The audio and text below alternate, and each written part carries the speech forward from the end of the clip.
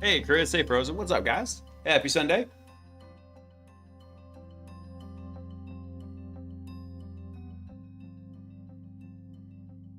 Would Mr. Blaise be open to identifying the key components to his live stream someday? For instance, one, I don't know how to connect my iPad Note app to the computer. Well, very simple. You download a program, and then you run the program. And OBS is all I use, Chris. I'll show it to you here once the stream kicks off. It's a very simple program. It probably only has like 2 Chinese backdoors in it. So, I mean, lower than average.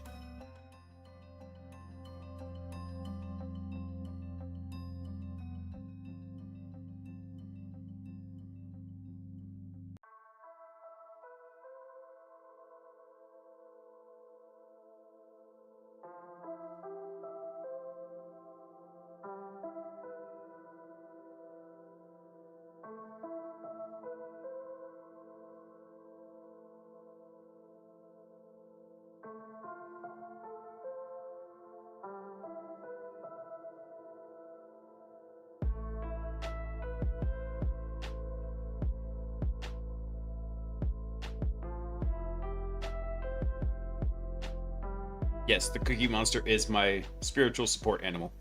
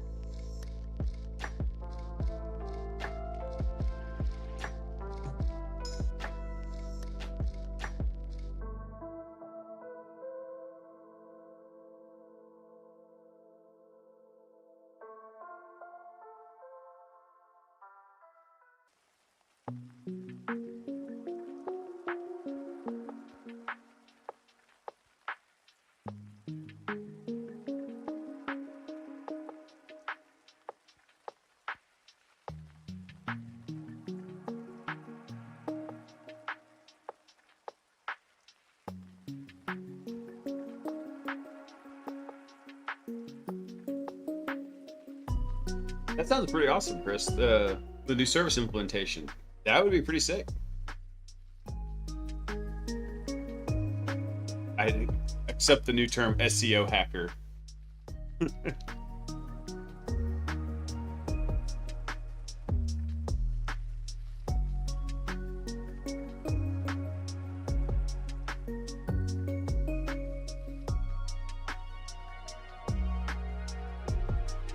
I mean, I like the idea. Don't get me wrong. I think it sounds pretty cool.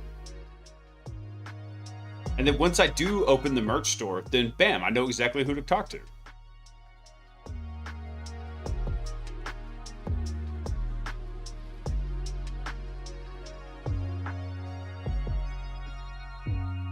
Anytime someone searches for black hoodie, I want it to show up. I want my merch store to show up. In fact, I think whenever I do launch the merch store, there will be like a black hoodie. And somewhere on the black hoodie in really small print, it's going to be, I hacked smarter just to mess with Tyler Ramsby.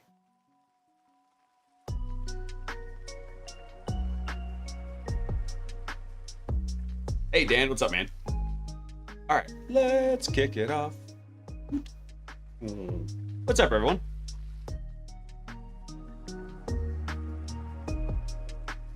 It's expensive. We are back at the code, actually, because what I was planning on working on tonight is if we look at the GitHub. If we look at the Blaise Bits GitHub over on for Hack the Bot, there's just nothing here. So there's no explanation about how to do this setup or anything. There's no reproducibility to the setup, which works so far for doing the dev stuff. But now that it's actually beginning to kind of move along, what I'm thinking about doing is we'll go ahead and work on the README first. And that way people can do some testing on their own. Incoming transmission from E_Euler.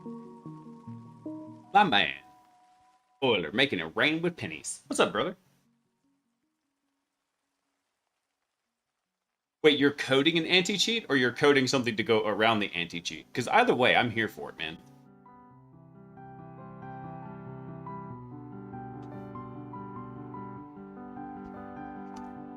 Let's see something.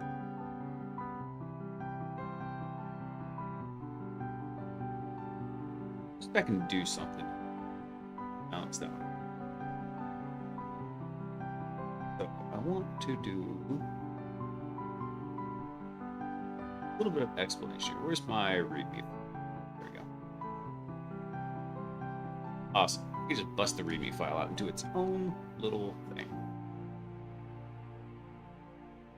I'm going to leave the preamble in here. Trust none of this code. It lies.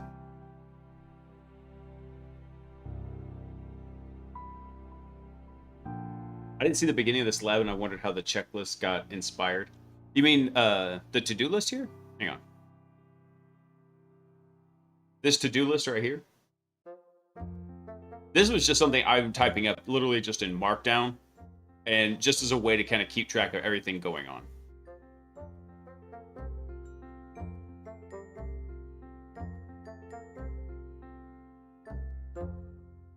These aren't clickable, though. I mean, these are... I literally go in and I put an X in there. Don't think too hard about this. This is literally just Markdown syntax for making it pretty like that. Yeah. There are some that you can do that. Like in this one, in PyCharm, I can hit the render view, right? And then you can actually see like what's happening with it. If it will scroll over. There we go. So this is what the rendered Markdown looks like in here. But I'm not worried about the render. Oh wait, these clickable things? Like over here?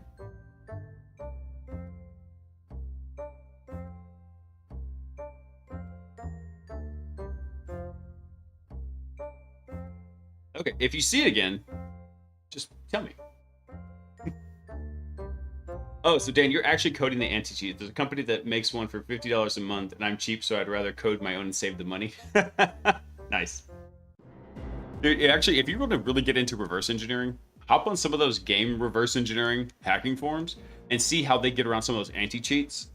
Because it's actually very common that you'll find some new offensive security tactic that people doing anti-cheats had known about for a while just to cheat at video games.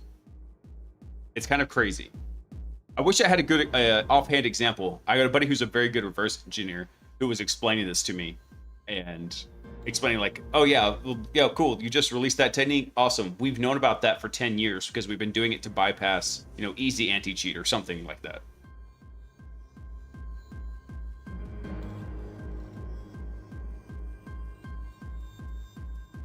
All right.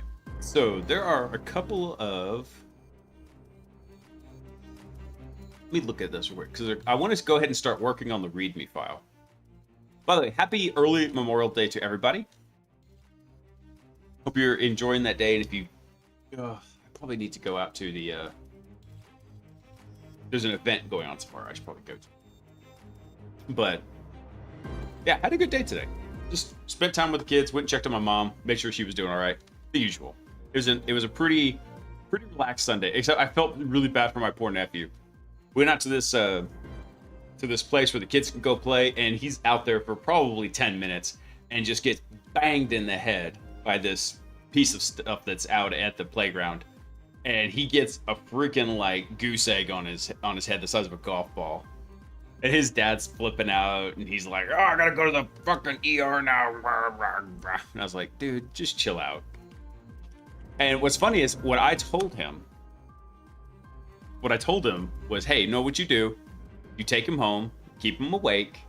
If he starts acting nauseous, if he starts getting really, really sleepy, he starts getting a little incoherent, even though he's 6, but still, you know, more so than usual, then go take him to the ER." Because that's exactly what they're going to tell you. He takes him to the ER, and they said, "Yeah, he's fine. If these symptoms show up, bring him back." Yeah. It's like, this is how it works, bro. All right, photos in Discord. Let me see what you got.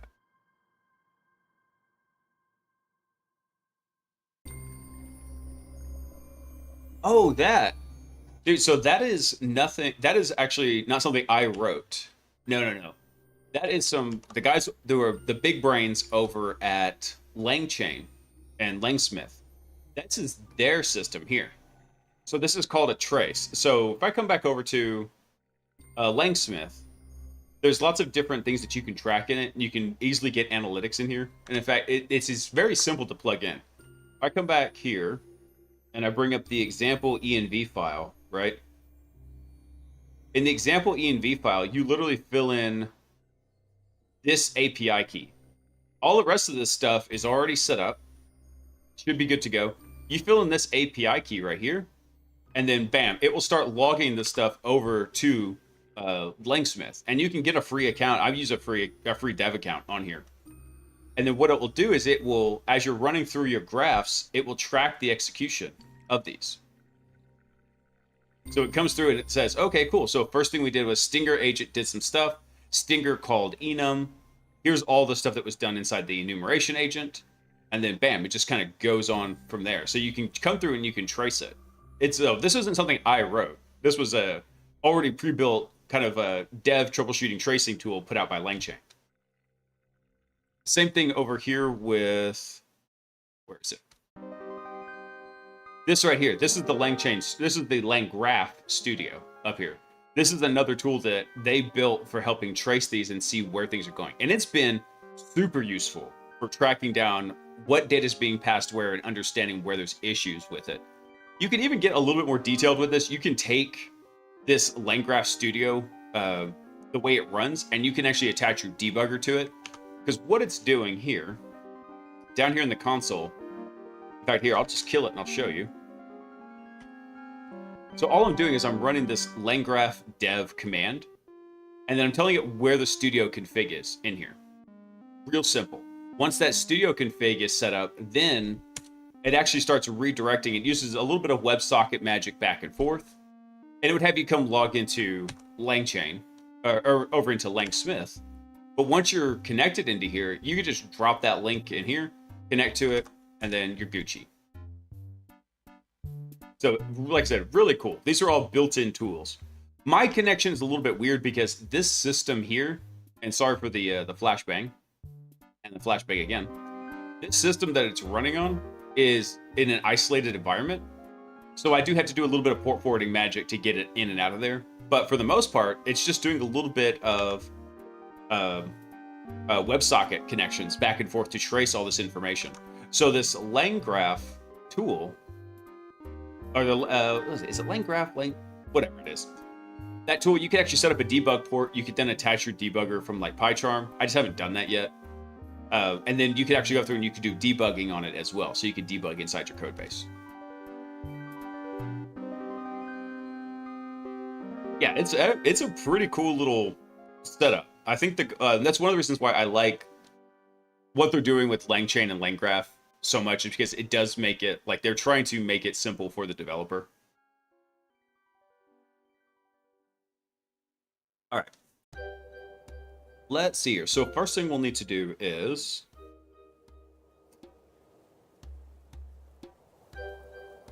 I kind of want to make a note in here. Currently not implemented. And same thing with this one right here. I'm going to make a couple of notes up here in the example env file, because this was something I was thinking about doing. It's not really that important. Let's see. Here. Okay. So because there's a couple of changes I'm going to have to make. One of them is RoboPages does not exist in this environment. So I'm going to need to bring the RoboPages scripts over. Good news is you can run RoboPages as a Docker container. So that will serve up all of our tooling for our AI agents. However, we're using custom pages for RoboPages. So we got to bring those over too. Let me make a note of that. So in the README, we're going to need to make a note here. We'll just call it setup. So first one would be env file. And then after the env file, we want to have the set up RoboPages. And inside that, we'll have to make sure that that's just kind of set up pretty clearly on there. Hey, Fanta, what's up, man? Because that's the two big things that, basically, once you get the env file set up, you set up the example here. Make a note here. Let's see. This AI agent currently only supports Anthropic. Anthropic Claude models. Let's just say Anthropic API. Other models will be added in the future.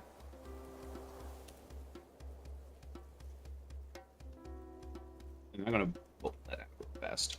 So what we're going to do real quick is just walk through the API. And this will be a good cleanup of the code too, because right now, the different pieces of the program are kind of split on the operating system. We'll kind of coalesce them into one and make it a little bit simpler in here. Let's see. So what we'll need to do is, first thing I gotta do is I gotta go kill RoboPages. Let's see. So we have RoboPages, we have data, and we have pages in here. Okay.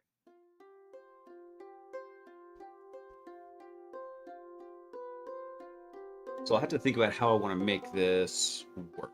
Because what we want to do is essentially, it's TACR to recursively copy. I'm going to copy RoboPages into, I think it's home, Debian, the bot. And so what this should do is copy all of our data back down here. And we'll kind of filter it out because there is some extra extraneous data in here.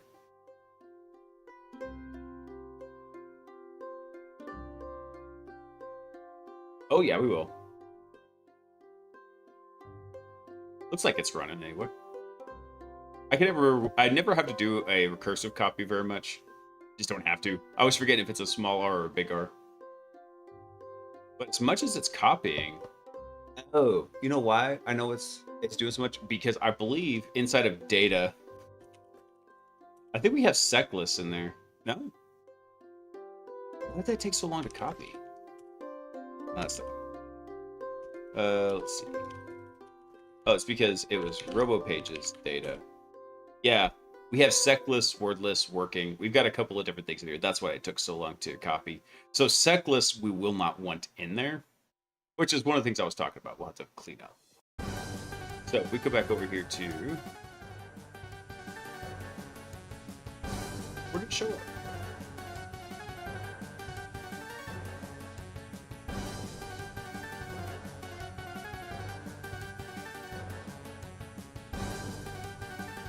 I'm surprised it didn't show up in here.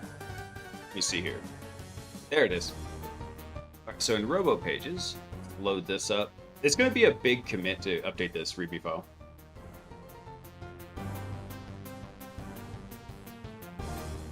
Hey, welcome back. Making coffee. Making coffee. If you get that joke, you are so old like me. Anyway, working on a plan for my final year project. Nice, man. Dude, so what we're going to do is I want people to be able to start messing around with Hack the Bot a little bit more because it's actually doing some fun stuff. So I'm going to work on the README file today so that anybody who wants to can go pull the code down from GitHub and actually be able to stand it up and get it working. So we're going to make some notes in here about just how to reproducibly set this thing up. Set up, just make a note here. So we'll need...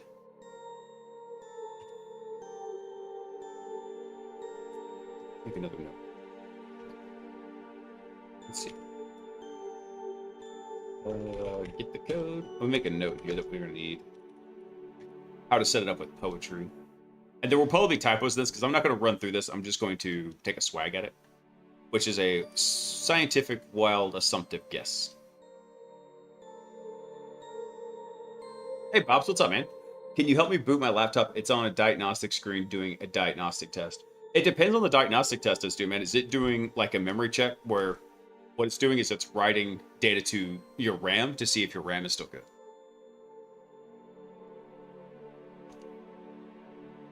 Let's see. Here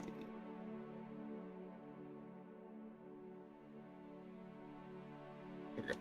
All right, so in data, I'm going to delete out secless here.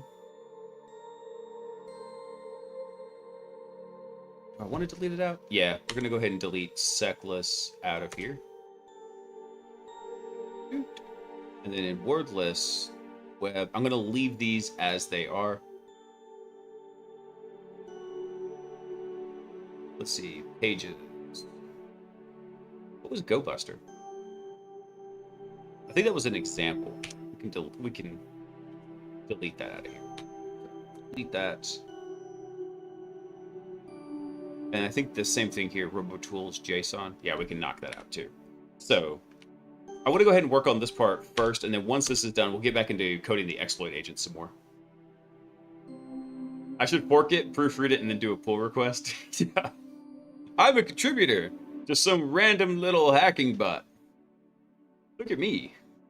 There are legit people that do that, though, Chris. So if I see somebody and I'm vetting them as a potential hire, and I see they've contributed to a lot of repos, I go look at kind of like what's some of the more popular repos. If I recognize any of them, I'll go check and see what did they actually commit. And sometimes they literally just committed typo changes. Like, hey, yeah, I'm fixing a typo here or something. If they weren't making legit, pull requests with updates, I'm going to catch it. Let's see. I did a full diagnostic hoping the hardware is fine, but how would I use my phone to USB boot Linux since I think something happened to the OS? There's not a way to probably USB boot off your phone. You're probably actually going to need to have an actual other computer that you can get an operating system onto a USB stick to boot off of. Either that or a CD of some kind, if you do have an optical drive.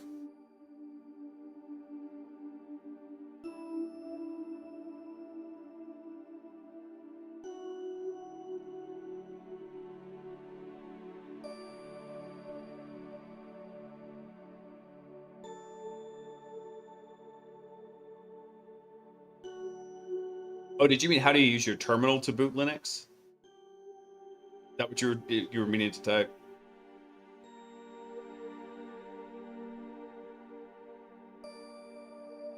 Yeah. If you've got a friend on there, one program I like to use is you could come over and grab something like, it's a tool called Balana Etcher. Very simple tool to use. You can download it. It can run in standalone mode. You don't even have to install it. And I believe it actually with Etcher. One sec. Let me check something real quick. We drop into OPSEC mode. Stand by, because I have a copy of Etcher.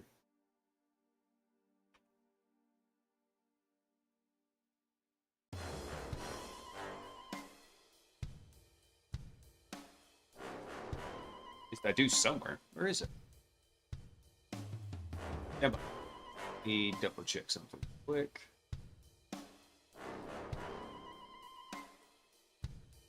Where is it? I have a copy of it somewhere.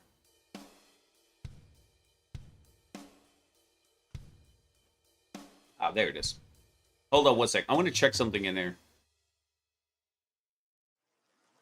Yeah, so there's two ways that you can actually boot that. You can either give it a URL to an ISO file when you're using Etcher, or you could actually give it the ISO file you want to install. So you get a copy of the installation ISO that you want, copy it on there, use Etcher to prop it on there. So if you have a buddy with a computer, that could be a really simple way to do it.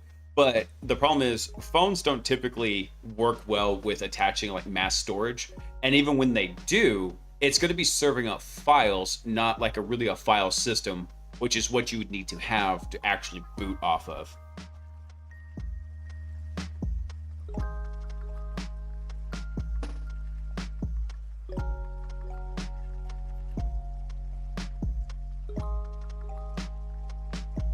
I need to put together some bootable USBs and a secondary boot Fedora. Dude, my EDC for like hacking stuff, I used to have a whole backpack with it. I don't know what I did with it when I moved my office, but it was basically just a bunch of lockpicking stuff. I didn't have much computer gear in there, actually.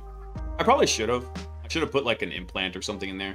But most of the time when I was doing physical pen tests, that wasn't what they were interested in. They just wanted to know what could I have accessed. And so if I found a network jack, then I would just take a picture of it. That's all they really wanted. They didn't want me to go drop implants in the environment.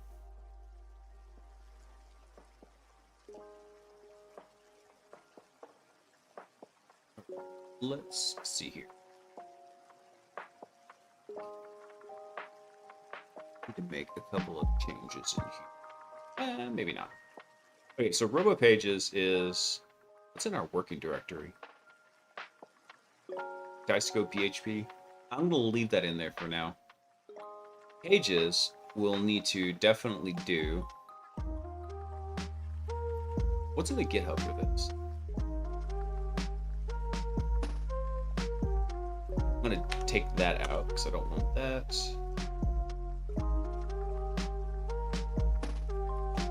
What's in code owner? Let's do that.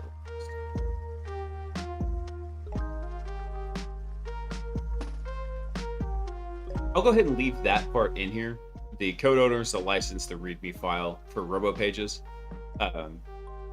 Just because I do want to give some attribution to like the code that we're using. But this is the chopped down version. This isn't the full Pages suite. And also we've modified these quite a bit to make them useful.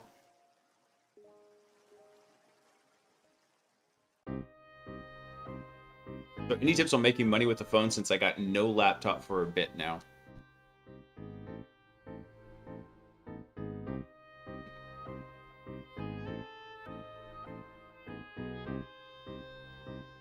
Depends on what kind of area you're in. Are there any good coding apps for Android? Not that I'm aware of, Ops. You're up in Canada. I was thinking perhaps you could try to take pictures to sell to folks. Unfortunately, just about everybody else has their own cell phone for that now. There's not really anything great for coding on your Android, to be perfectly honest. You'd be coding really slow. However, if you can find an internet cafe, someplace where you could rent a computer for a bit, explain it to them. Say, hey, look, here's the situation I'm in. My laptop is messed up. I need to get another copy of an iOS that I could boot, or ISO that I can boot onto, and explain to them and see if they can help you out. A lot of times they're really cool. And if you can't afford it, say, hey, by the way, could I just come work for you for like 2 or 3 hours? I'll sweep floors, I'll do grunt work around the place, and then that way I can have some computer time. Maybe you give me a USB drive. You don't need a big one. A 16 gig USB drive would be absolutely massive and all you need. And then you could at least get your USB drive set up so you could get your laptop recovered. Or heck, if they've got somebody who's really technical, they might even be willing to help you out.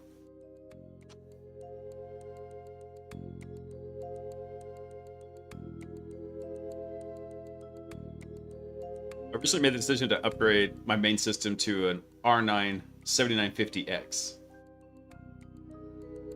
Wait, is that the processor or is that the graphics card? That's the processor, right? Yeah. Yeah.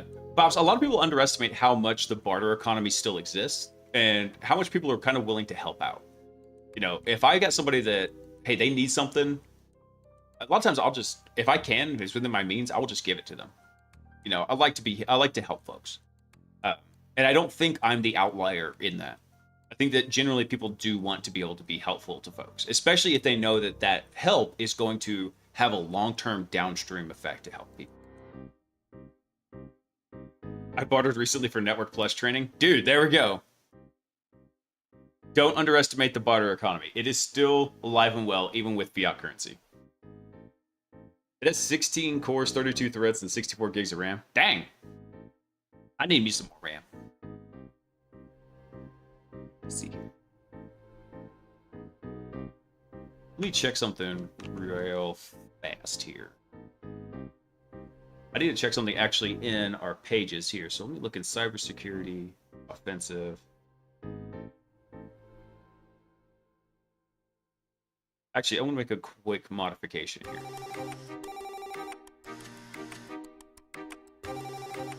So I'm going to modify the README file for robo pages because we'll just put a little note here.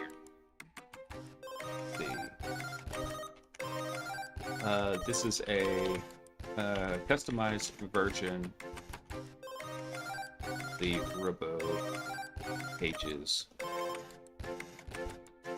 repo. We'll just say the original README has been kept.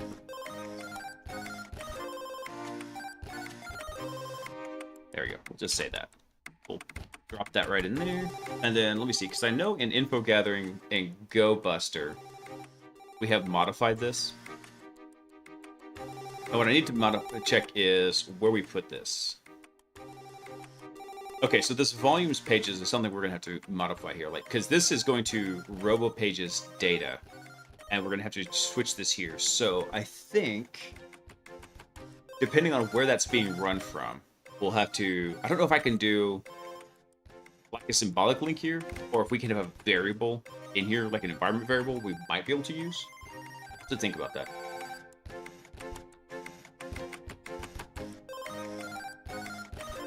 Just joining, the first thing I hear is about barter economy. I think I like this place. Hey, little Dusker, what's up, man? Yeah, I mean, don't overestimate that. I mean, sometimes, and also it's simpler than trying to deal with a currency transaction sometimes, even within the same currency. I'm normally running 3 to 4 VMs doing malware analysis and forensics, so it does eat up rather fast. It does, man. That's actually one of the reasons why I decked out the RAM in the Ludus server. Because then if I want to go spin up a range with a lot of RAM, and like when I spin up Game of Active Directory, that's 5 machines, I think. One. I'll tell you real fast. Let me see. Proxmods. Where's Game of Active Directory? It is 1, 2, 3, 4, 5, 6, 7, 8 machines in here. And let's see. This includes Kali, an Elastic Debian server, 1 Debian router. That doesn't take much, but that's 1, 2, 3, 4, 5 Windows machines.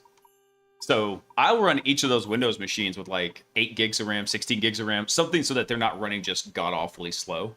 Because I don't like my lab to be slow. I'd like to maximize my time when I'm running this. So, and plus the server's so old, the RAM for it was pretty cheap.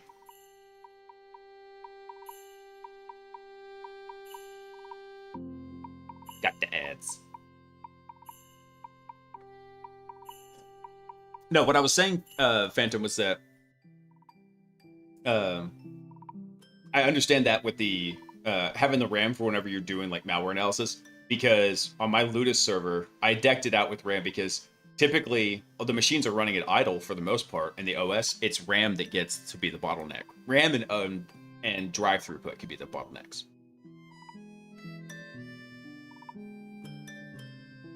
All right, I need to figure something out here, which is, let me look at something else real quick. Where's GoWitness? Let me see if GoWitness has this. Okay, so you can do current working directory in here.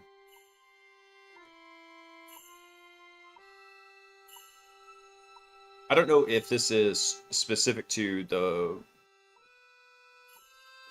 Actually, let's just go look at the robo pages. I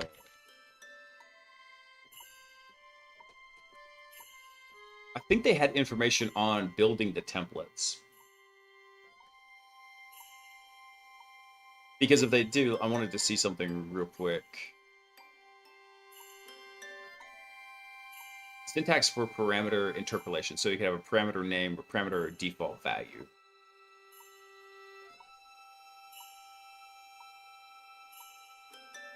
Oh, which variable are they using here?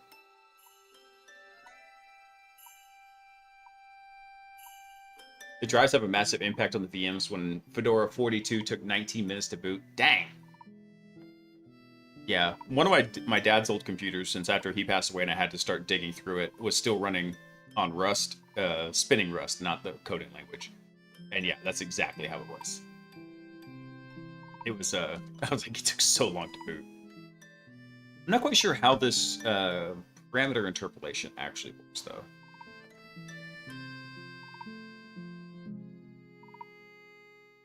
So this is the URL. Where did they set the current working directory in here? Which I guess we could just do because it's going to be running from inside here.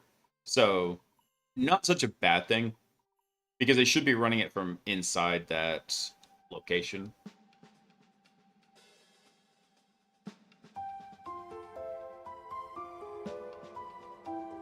Wonder how you can make easy cache with electrics.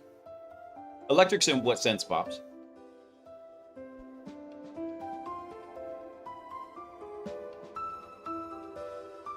Let's see here. How do I want to do this? What I'm thinking about is we probably just change this to that CWD. We'll have to test it out too. But this isn't the only one. GoBuster was just the one that I remembered offhand. We had that going. Let me see. What about Fuff? Did we have that in Fuff too? Yeah. Change that as well. So we'll make that the current working directory.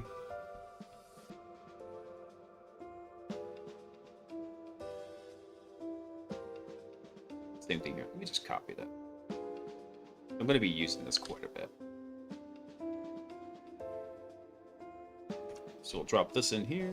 All right, so buff is all set. What about HTTPX? I don't know if they had anything in there. So I'm having to modify this because we're moving it out of some static directory over to a new one. And so I don't want to reference that hard path that we had in there before. I want it to be an interpolated path. I don't think Nmap had anything for that. Path was the current working directory. Nmap, okay. I think we're good with that. I think I had that in GoWitness as well. Yeah, okay. I think those will work. Did Nuclei have anything for this? Let's see.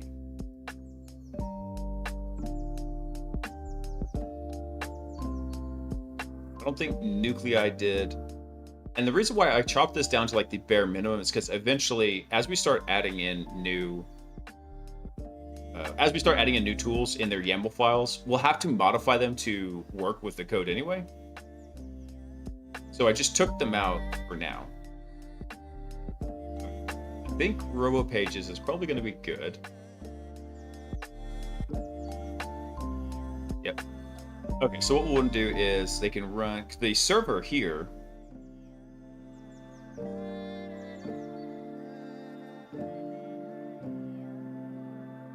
That's not correct. We don't want to do that.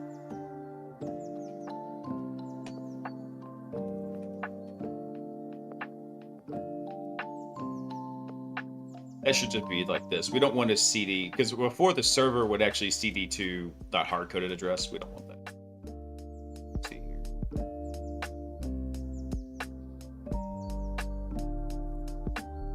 Yep, that should be good right there. Actually, hold on. There's something we do want to change.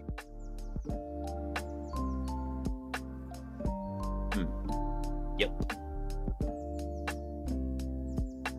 I'm going to change this to PWD.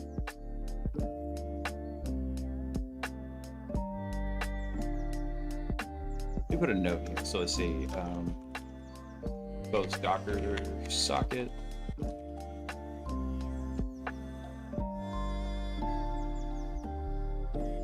This shouldn't be /RoboPages. This should be just dollar PWD. Is that right?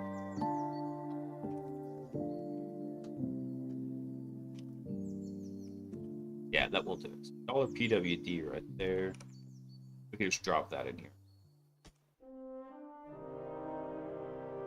Same thing with this. So we'll just do some quick modifications. Actually, let me back this out real quick. Yep, perfect. So just these two need to change. Awesome. So we'll tell it we're going to reference the present working directory now. And then that we want to leave alone. Okay. That should be good, but we got to change it over in the CLI too.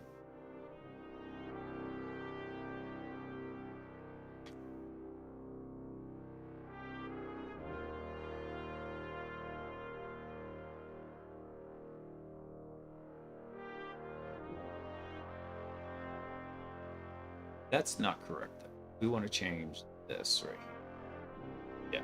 We want to match this mount address for the Docker container. Drag this over here real quick. There we go. Excellent. So that should be good.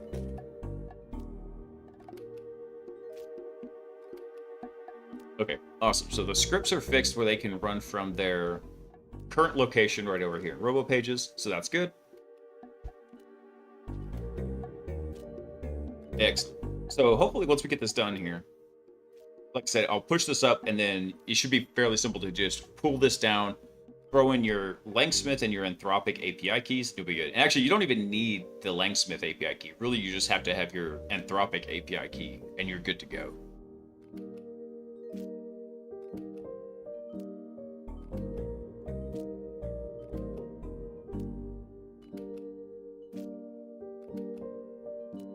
So let's actually go, let's note that real fast in the README. Set up RoboPages.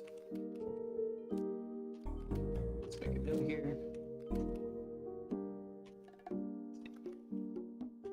Let's say HackTheBot uses RoboPages. Let me go grab a copy of that.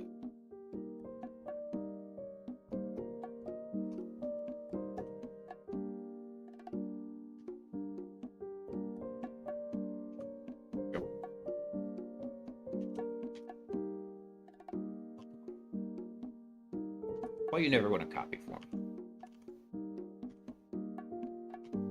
You are killing me, Smalls.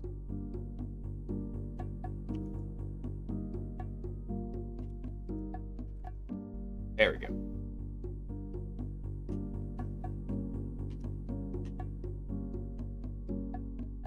And it copied the wrong one. Dang it. Copied the wrong freaking address.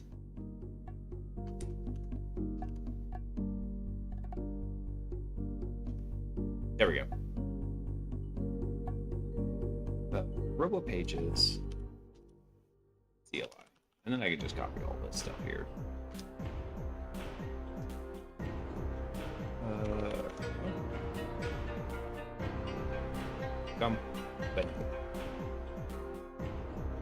RoboPages. So this is actually, and the reason why I'm including this twice is because these are two different repos here. So HackTheBot uses RoboPages and accompanying RoboPages.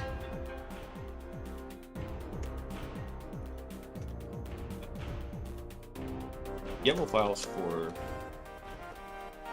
executing tools in Docker.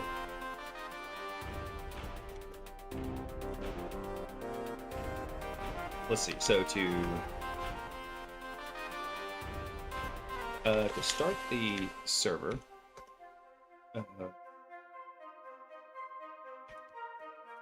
let's see. We'll say run the following commands inside. From inside the project. So what they want to do is they want to cd to, what was that, /RoboPages? I think that's what we're calling it. Okay. So just cd to RoboPages.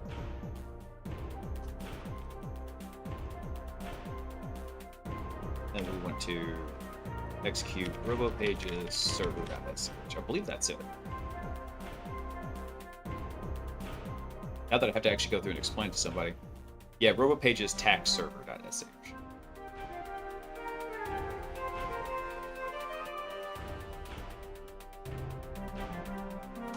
Let's see. You can also use the start the server as a Docker. There we go. You can also use the robo pages tag cli.sh script. Run all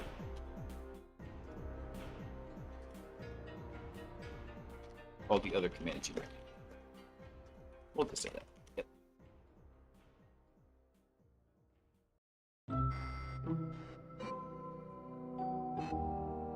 Perfect. Okay, so that worked out pretty well. Actually, we do want to make a note in here that let's see, the version of the pages used for are customized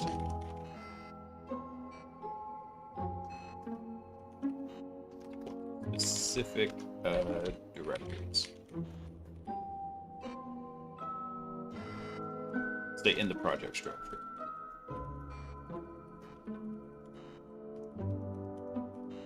I can't type today. That's okay. There we go. You have a Discord? Yeah, man. Just do an ! Discord over in the chat, and it'll drop you the link to it. And this is something I've been meaning to do for forever: is set up the proper README. So, like I said, so everybody else could come and download the code. It is up on GitHub. Super easy to find. It's not super secret squirrel or anything. And just have a fail day with it. Come play with it.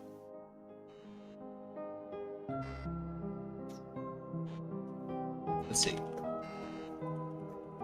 Most of the placeholder variables are already in place.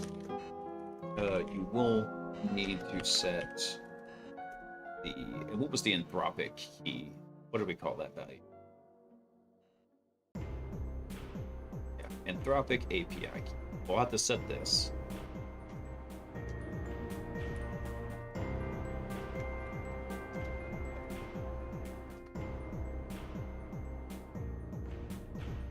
You will only need to set the anthropic API key variable.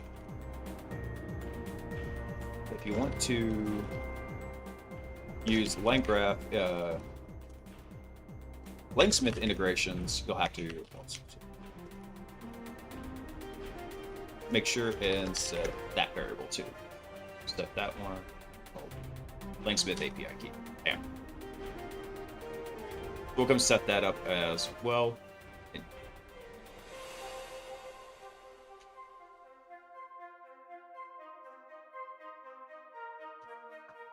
There we go.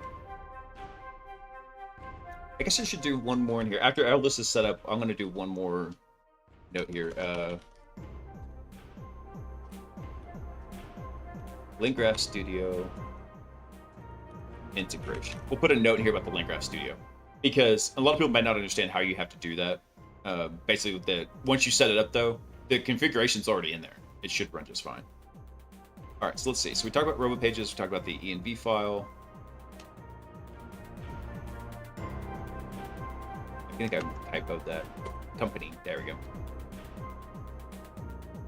go. The version of the pages you customized. Yep, pretty good there.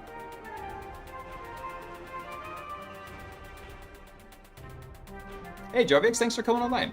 Welcome in and happy Sunday. I know this is boring, but this is the part of the project that actually is important, because if I want other people to be able to use it, they gotta know how to set the darn thing up. Okay. Get the code. What I'm gonna do here is, let's see. Let me make a note here, actually. So this codebase can, in theory, run on Windows, but is designed for use on Linux, given some of the networking features required for Docker. Hey, Ernesto, what's up, man? Welcome in. Let's see. So get the code. What we want them to do next is want to clone the repository. Actually, let's make a note here first. First, make sure you have poetry set up on your system. Then you can git clone or download a zip of code base. So what we'll do here is we will say git clone.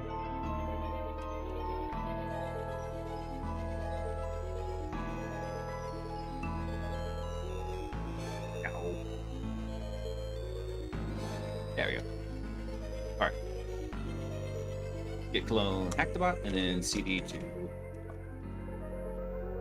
Ta-da. And then once that's done, I think it's just poetry install is the command. I think that's it. I haven't had to do it in so long. I'm like, what was the command to install all the packages from the repo? I think it's just poetry install. Poetry install. I gotta remember.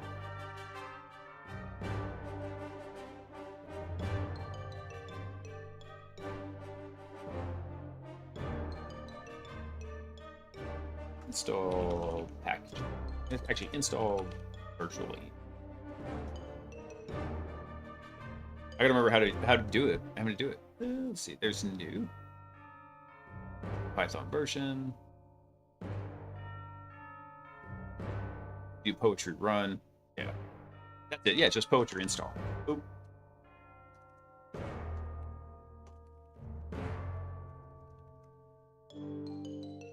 Let's see. Question for you. I'm being told by my lecturers that in industry, you will need to know how to decrypt encrypted files like RSA and AES by hand. No. No, I don't believe them, but was wondering if you ever had to do something like this. No. Never, ever have I ever had to do that. At least not in industry. I had to do that one time, and it was in a number theory class when I was at TCU. And we did it for fun as part of just understanding the algorithm and understanding prime factorization. And it was with very tiny keys. No, you will not be encrypting and decrypting AES, RSA, any encryption format by hand. Unless you're decoding base 64 encryption.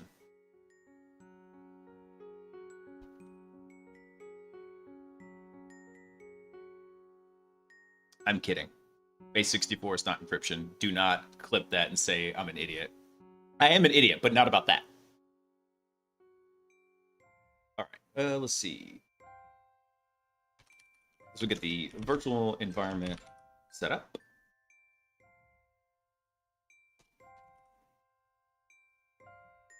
Damn it, Dan. Why do you hate me? I don't not remember relieving myself into your Cheerios, Dan. Why you bully me? This will get your virtual environment set up.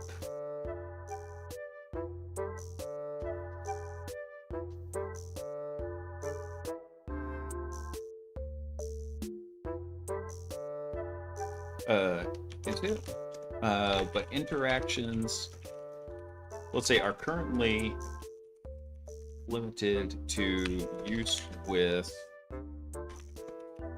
the LangSmith Studio, no, LangGraph Studio.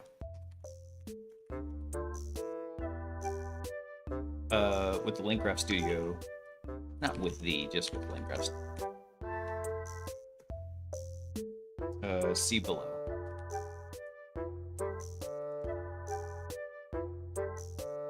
Let's see. Not set below, see below. All right. Poetry, we got that taken care of. Let's take that out. env file, we got that. Command line. All right, let me see how this actually looks. See, that actually makes sense. So if I'm new and I'm coming, I'm downloading this. Let's see. Goals to solve hack the box challenges. Trust none of this code. It lies.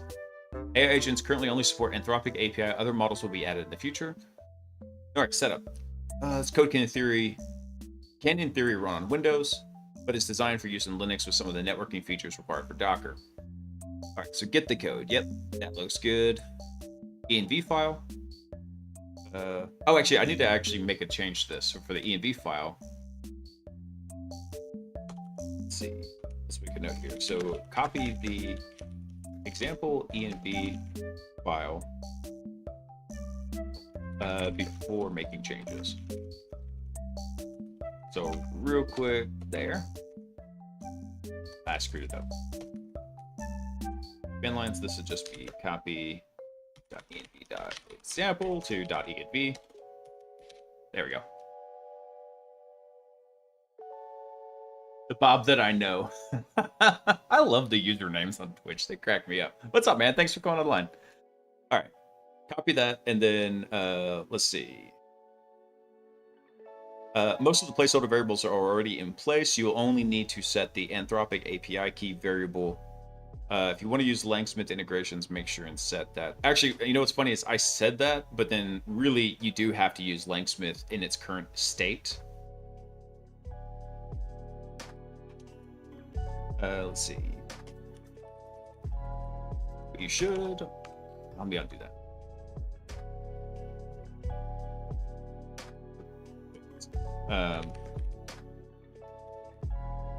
We should also set the LangSmith API key, since interactions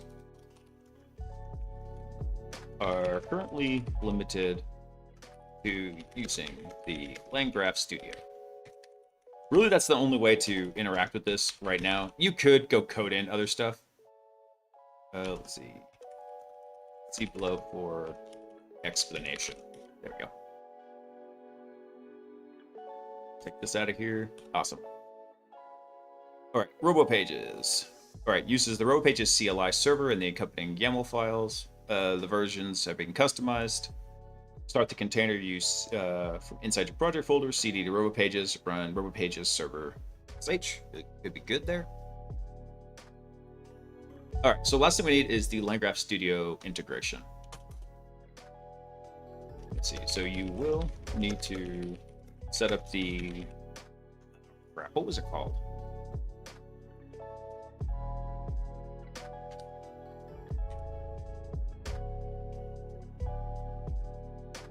The LangGraph CLI, that's what we need. So you will need to set up LangGraph CLI for this.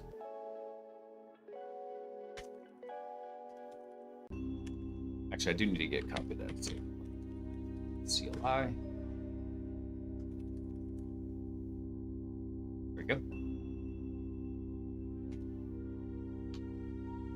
You will need to set up the LangGraph CLI. We'll just say this.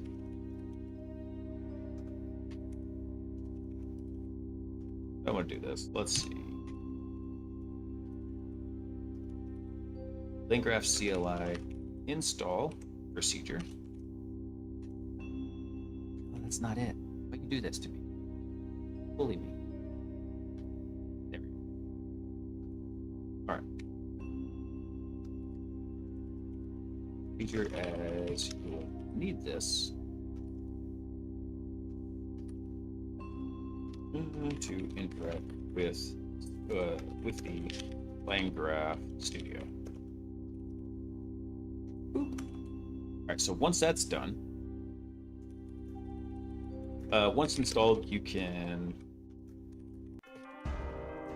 run the following command to hack the planet. Hack the planet. What's up, man? Let's see. So once installed, you can then run the following command to link your locally running instance. And little Dunsky, thanks for coming online. What's up, guys? All right, so yeah, once you follow the LangGraph CLI install procedure, then you can come and connect to your locally running instance.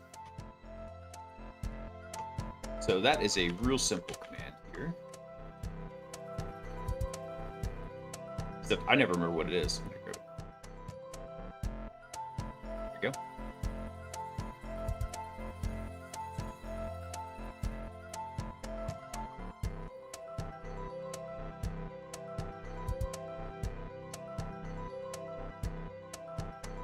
What if we just hacked a planet, not the planet? I mean, I'd be all for, going and like mining Mars out. Although that would throw off the gravitational balance of the entire solar system, just having a giant mass evaporate and then shifted to Earth's orbit. Saying.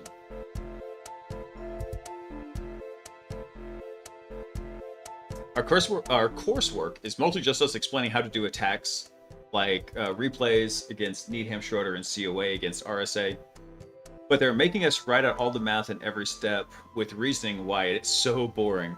That's a bit extreme, unless you're going to be working specifically in tools implementing cryptographic solutions, or you're going to be working on breaking implementations of cryptographic solutions. And even with everything I've done in Windows land, typically the breaking comes down to brute forcing with something like Hashcat. Really, that's usually the gist of it. So unless you're going to be working for no such agency or one of the other 3-letter agencies, I'm going to say, I couldn't think of a funny name for the CIA, then you're not going to be doing anything like that. And even then, they probably have math PhDs working on something like that.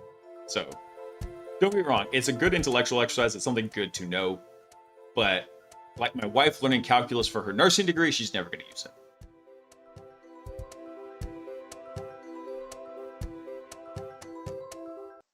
Gotta head out. Okay, Dusker, hack the planet, man. Thanks for coming by. Appreciate you. You have a great night, sir. Hack the moon.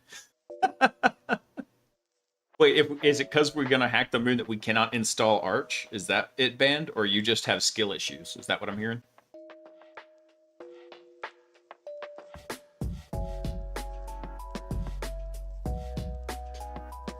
Can't install RCI. Dang it! Ah!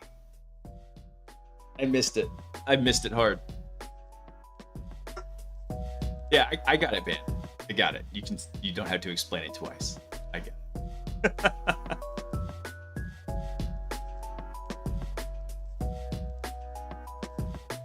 It did, man.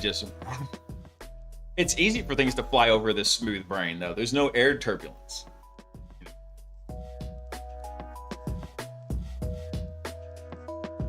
All right. Actually, I think doing the README file was surprisingly simpler than I had anticipated. I was like really dreading it, which, is typical for a lot of the problems that we face in the world. We typically make them larger in our heads than they really need to be. Although I probably should go run through this and test it out. Hey, Ken, what's up, man? What if a patient gets hit with a disintegration ray and she needs to reintegrate them? They should be glad she studied calculus. No. That is the wrong kind of integration, Ken. Now, if she wants to figure out what's the volume of the ashes by looking under the curve, she could do that. Or if she wanted to find out the rate of change of the disintegration, maybe she could do that too. But that's really all calculus does. It only solves 2 problems. What's the rate of change, and what's the area under the curve? That's the grand scheme of it. That's what calculus does. It all boils down to those 2 things.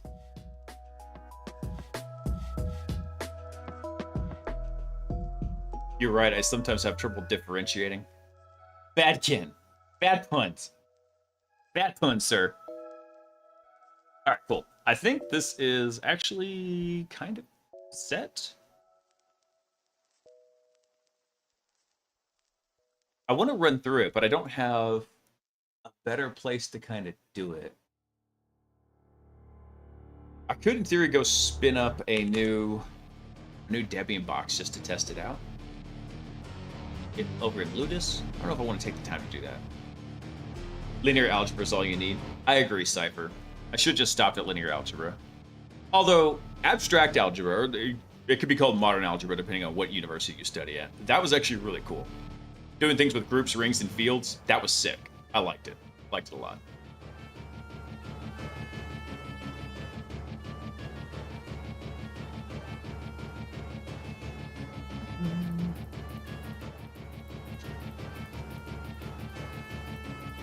Figure this out. Actually, exit that. I don't have a team up session. Oops. And then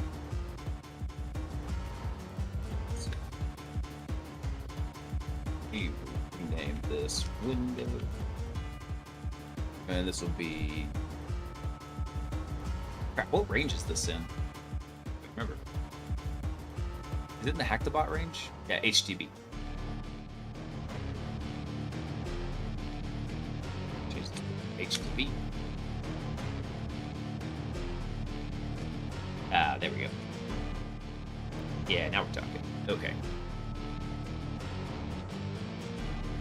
Linear algebra is like, fine, just as long as I can use my calculator. I actually want to learn something about abstract algebra because it looks interesting. I really enjoyed it. That was probably the class I enjoyed the most when I was doing my math undergrad, was abstract algebra. Going through and doing groups and rings and fields was actually super interesting. And groups, if I remember correctly, had a lot of application in the way some things in chemistry actually operated. So that's usually what happens is if you ever want to like piss off a mathematician, just tell them if they're ever smack talking you, you just tell them, keep it up. I'm going to find an application in physics for your math, and then you're no longer going to be a theoretical mathematician. You're going to be an applied mathematician. That'll get them to shut up real fast. Just saying. Let me look at something real quick.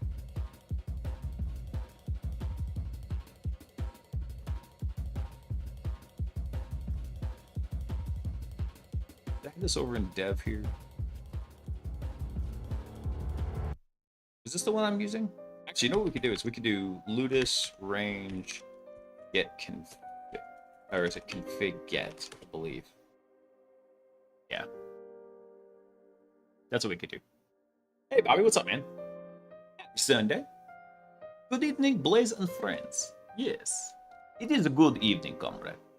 All right, so now that we got this up and running, let me see.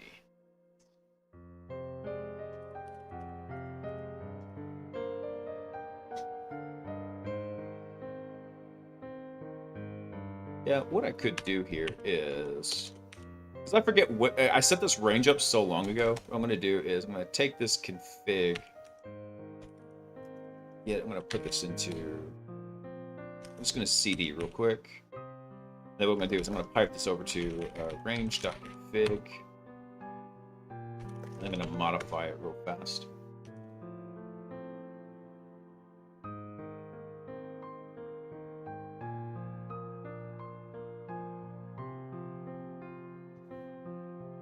I kind of want to test this out, but at the same time, it's not quite going to.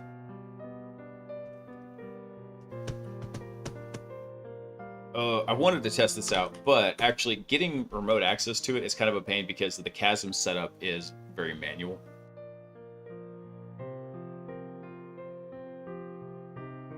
I find theoretical and mathematical study of computer science to be very interesting.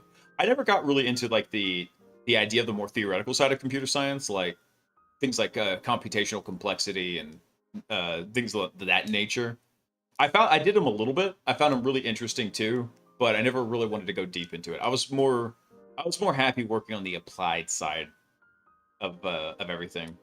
Usually the way I looked at it was computer science was a bit like what math is to computer science was to IT.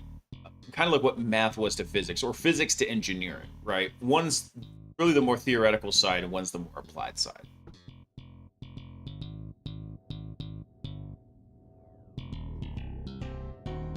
See, I hear everybody talking about that they like game theory, Bobby, but I've never actually gotten deep into it.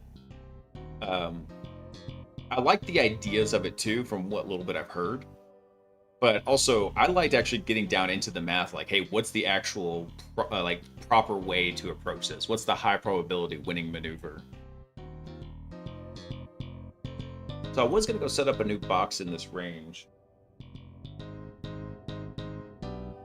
However, there's not a simple way to connect over to it because I'd have to go set up Chasm VNC again. I don't remember how I did it. In fact, come to think of it, something I have not done in a while.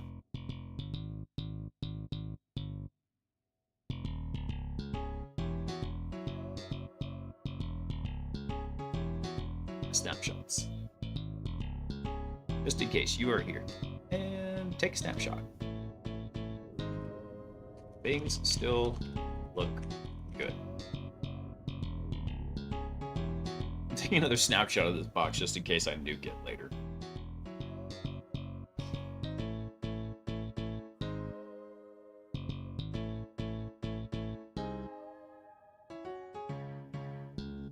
Alright, give me 1 sec. I'm gonna back up this step box real quick. I say back up, but really I'm just making a snapshot of it.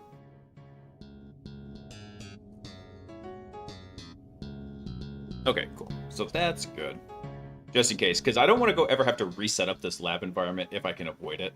So I'm taking a snapshot. Which I know, snapshots are not backups. RAID is not backup. However, what about snapshots on RAID? I'm saying. Then you got like double redundancy, right? Alright, I think I'm just gonna go push this and then start working on the code again.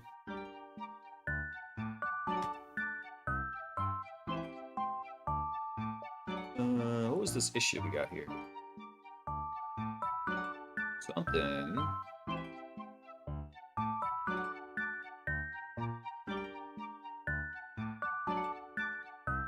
Ah.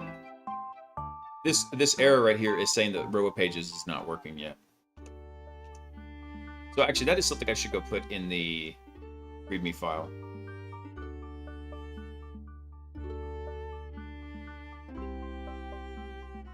At least I would really like to if the README file would show up. What happened to it? It disappeared. Oh, there it is. I must have minimized it somehow. Let's see.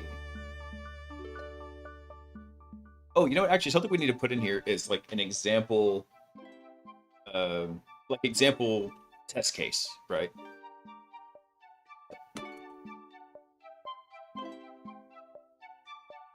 Let's see.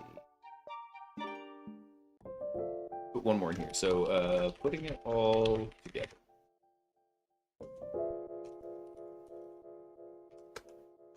So to run, pack the bots. To make sure the robo pages server is online. Then execute the LangGraph CLI.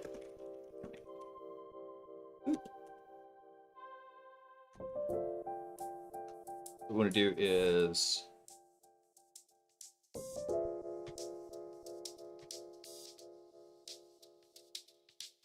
actually, I'm going to put a note in this. So this will be in terminal 1. And then we'll have another one down here that says like terminal 2.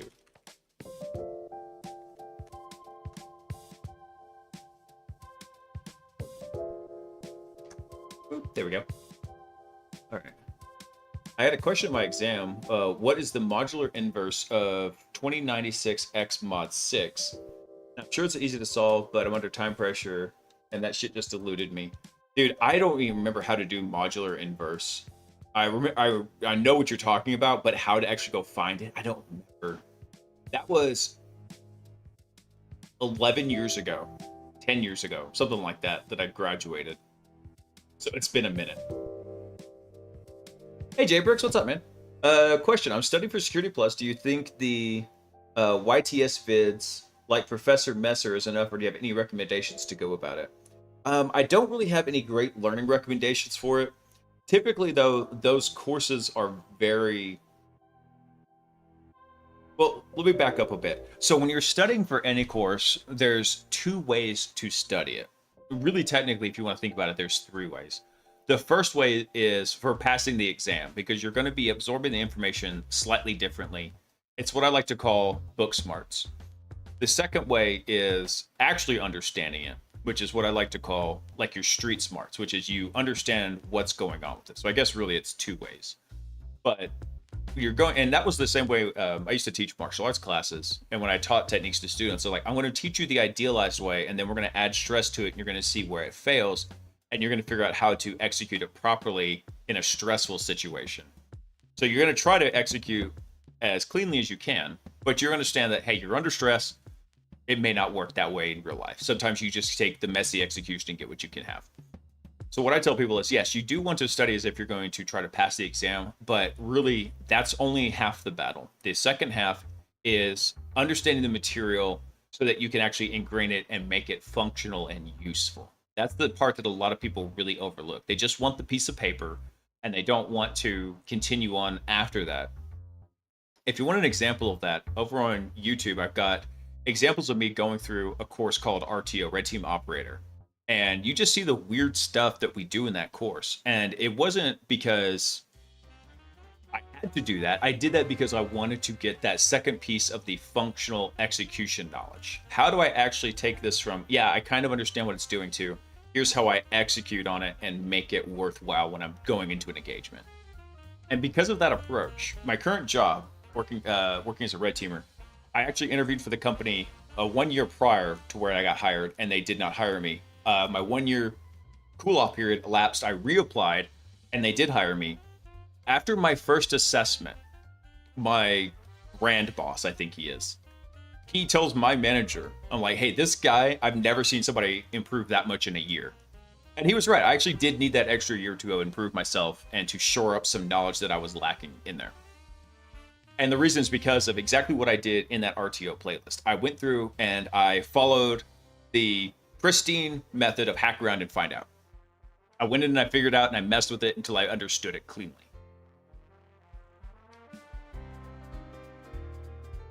What would be a good place for Security Plus? Going back to your original question, Jbrix, though, for studying for the exam, typically there's lots of testing engines out there. That's literally what I did for my CISSP, which is a much bigger exam than like the Security Plus. But I would look for something that is going to kind of get you, it may get you that base knowledge. I'm not familiar with Professor Messer on there, but there's a lot of those like Sec Plus training course things. It's not a very hard examination. It can be hard depending on your background, but just know that in the grand scheme of things, that's not a very hard certification. So if you're finding that difficult, just stick to it. It does get easier with time and experience. Especially as you start learning more, then all the little puzzle pieces start fitting together. It's amazing. All right, let's see. Putting it all together. I'm gonna run that, runs that. Let's see. Actually, I probably need to grab some screenshots to throw in here. Let's see. This will launch a web browser to access LangGraph Studio. Because then I need to actually provide like some test data in here.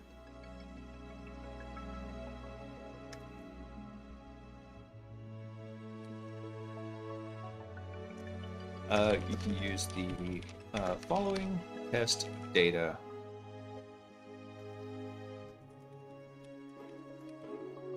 for the, what was this example? I misspelled example. We can use it as an example. I can't. What did I do? I hit a button. There it is. Try hack me. Root me. What do they call that? They call it a room, don't they? That's the actual term for it. Yeah.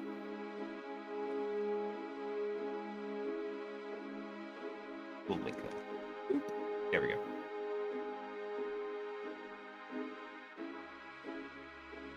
It is our root me. That's weird.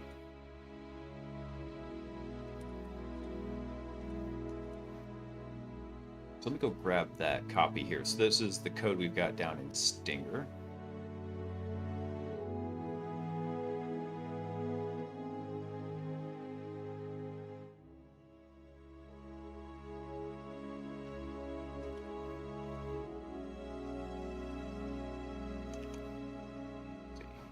Back into here. Okay.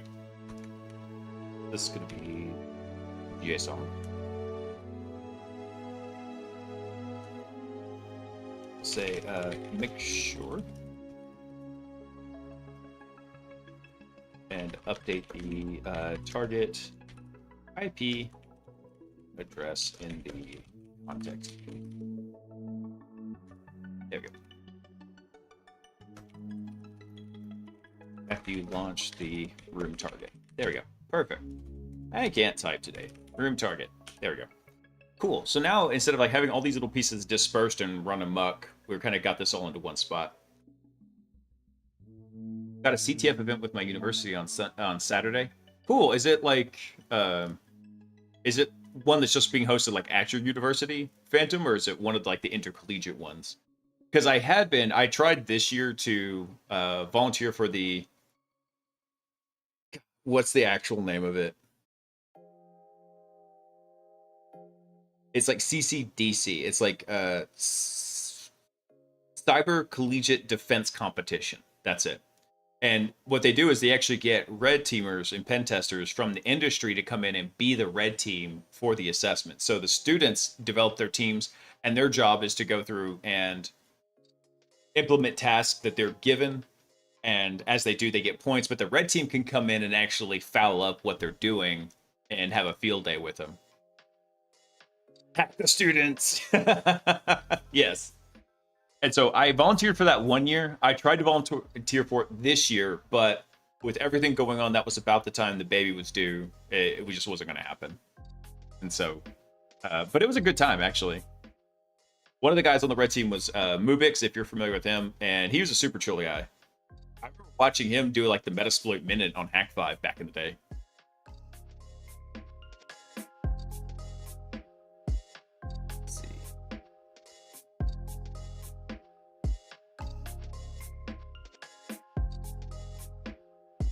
Yeah, he worked at R7, didn't he, for a while, Band? I want to say he did. I could be mistaken, though. It's been known to happen.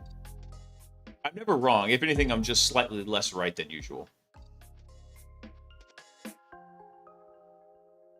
It's one hosted by our Hacker Society, mostly just for fun, but there are prizes for the top 3 teams, and we have some industry coming to look for talent. Nice. Awesome, man. Crush it. I have faith in you, Phantom. Don't disappoint me. Watching you.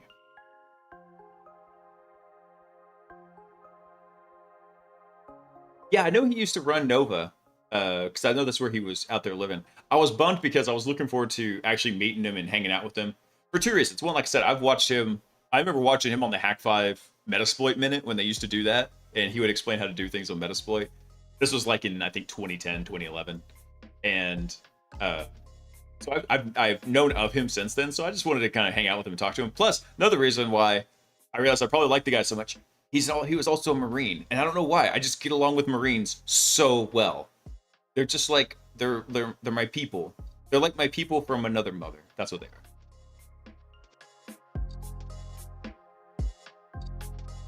Oh, you're the team captain. You have 8 folks on your team. Nice, crush it. I want you to absolutely close with and destroy Phantom. All right, I think this is good now. I'm going to go ahead and push it up. And somebody can go test it and then tell me where I screwed up and do a pull request. Is this in the, yes, this is in the git ignore. Okay, cool. Nice.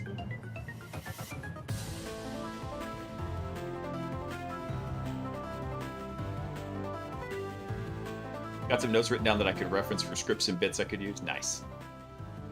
Dude, I hope we have a good time with it, man. It's a lot of fun. So it's coming up this Saturday, you said, Phantom? As a Navy vet, the best kind of Marine is a submarine. Oh. I have a submarine joke, but I'm gonna leave it since I was never in any of the services. They're telling me I can't trash talk it, but you know what? I feel like I can trash talk with the best of them. But anyway, I'm not gonna say it. You've probably already heard it 100 times before anyway, Ken. Let's see. Cool. I think that is... I think that's good right there. Always willing to hear it again. Well, you know what they say about submarine service, right? 100 sailors go down, 50 couples come back.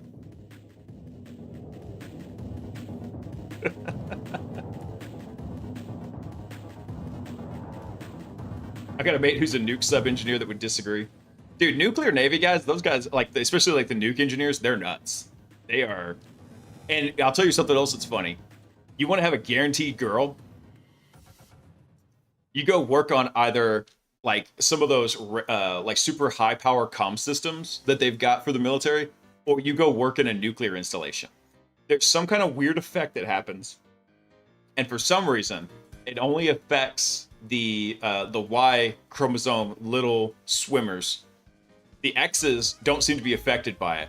But I know a guy who is nuclear Navy, and he has 6 girls. And that is not an abnormality for a nuclear Navy.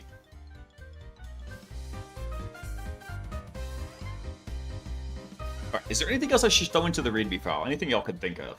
I'm back, baby. Hey, Psych, what's up, brother? My man. Psych, are you done poning noobs in For Honor?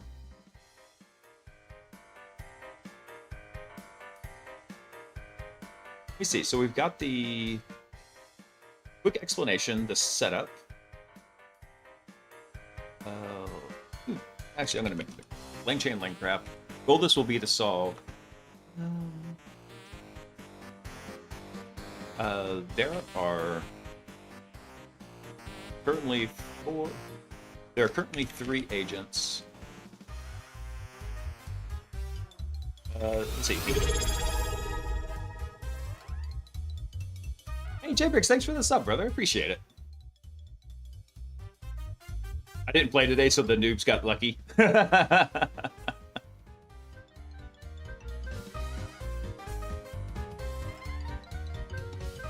good. My son, who has never played Fortnite, but for some reason is enamored by the idea of Fortnite, has me reading to him at night. This is Agent Zero, a Fortnite novel, where this kid, it's like kind of like Tron and Sword Art Online. Kid gets sucked into like a Fortnite online thing. He's laying, his body's really laying unconscious, and his mental consciousness is in the game. And he's never played Fortnite before. It's supposed to be like his first day playing during summer break and stuff. And I'm like, oh, it's so cheesy.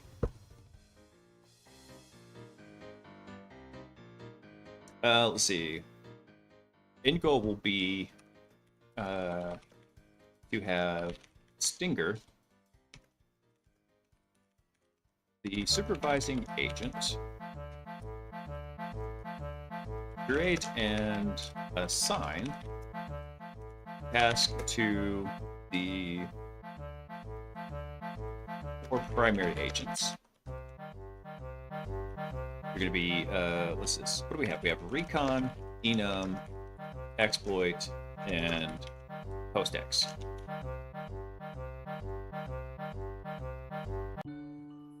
Let's see. And let's see. So Post-X will be there. And then what's the next thing we want to have in there?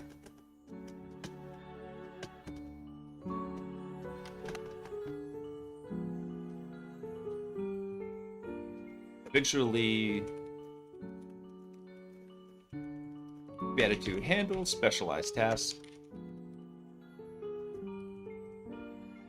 Task, i.e., let's see, Windows, Priv escalation. What else would be a specialized task? Web exploitation.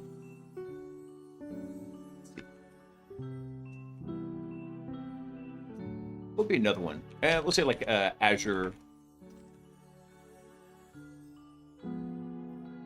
We'll say Intra ID enumeration. Intra ID recon, etc. Because those are actually sub-agents I want to add to this eventually. This AI agent currently only supports Anthropic. I'm gonna highlight that right there, because I do want to know that, I want them to see, like, yeah, by the way, Anthropic's API.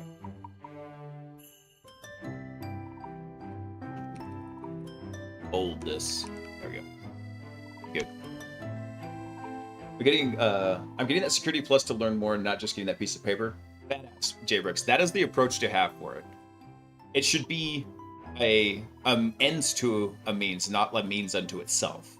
A lot of people just stop at just getting the certification. I'll be quite frank with you. That is what I did when I did my CISSP.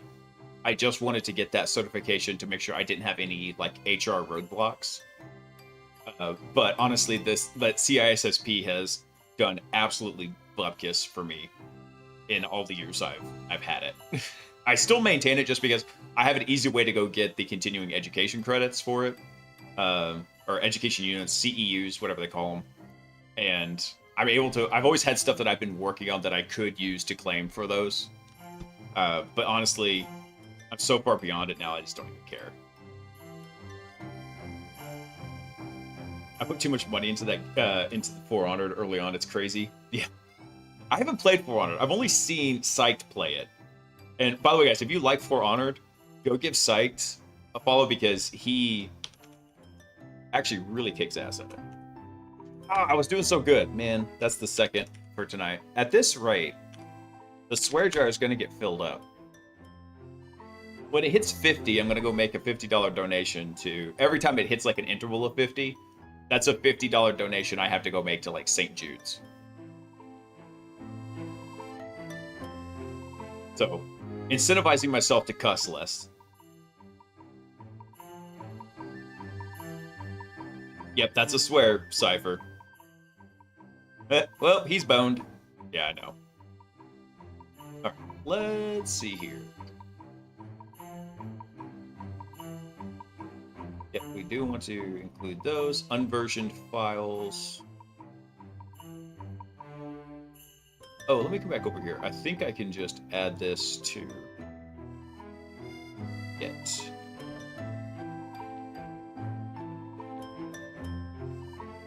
I think I can just add that. Yep, there we go.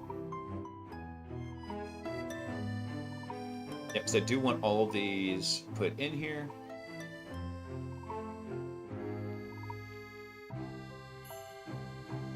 Yep, that should be good. Let's see.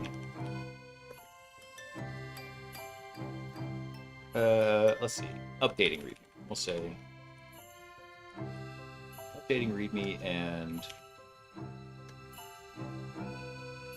update the README. There we go. Update the README and adding supporting files. Okay, so the README should be live up on.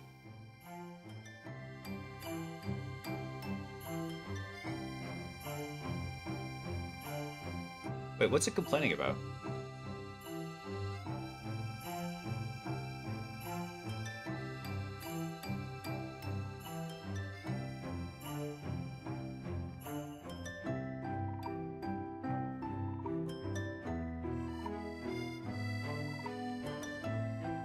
Oh, it's flagging on the word to do in here. Yes, commit and push anyway. It's flagging on the word to do in the word list. Okay. No, that's fine. It's like, we found 9 to-dos. Nah, it should be good.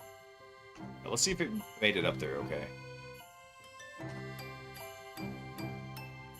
How's our new to-do file look? Hey, alright.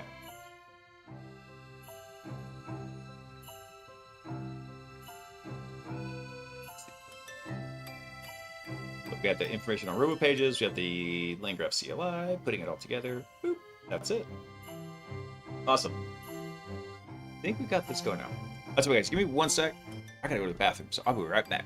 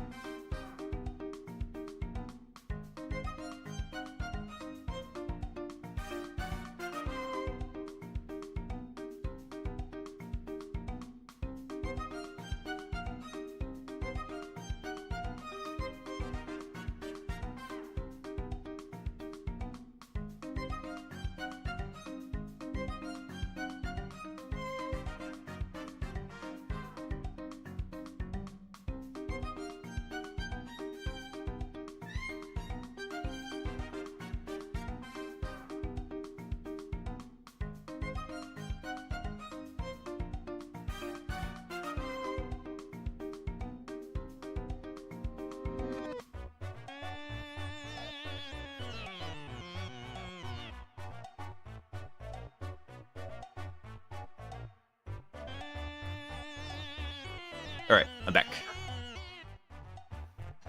Guess who's back? Back again. Blaise is back. Hello, friend. By the way, I was putting the kids to bed tonight, and I look over, and Peaches is in the room with us, and I see her just like, what, boosh, and just barf all over the floor in my kids' room.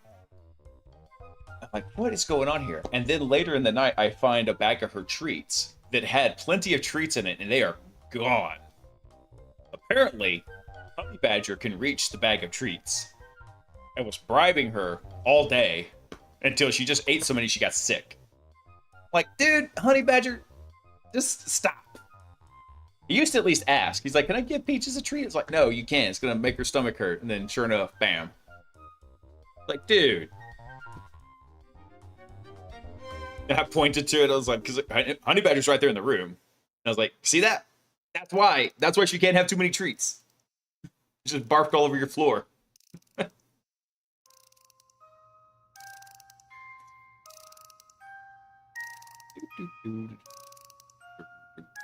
Okay. Oh, yeah. Actually, a security issue came back from Dependabot. Look at this real quick. Did it open an issue? Dependabot.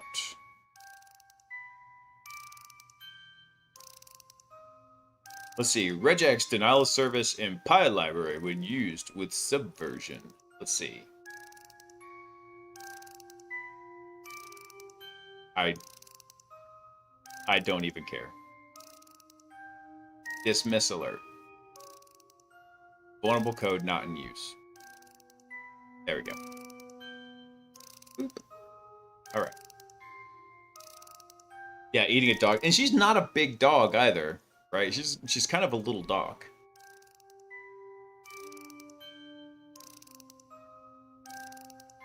All right, let's see here. Close, close, close. Oh, I forgot the server's not currently up and running because...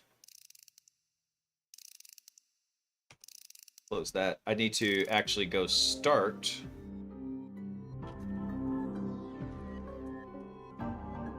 Let's run the group pages server.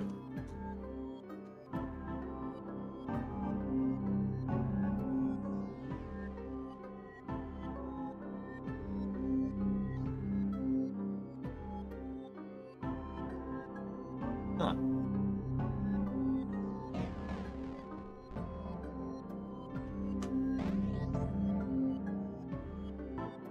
No such file or directory. What do you mean? It's right there.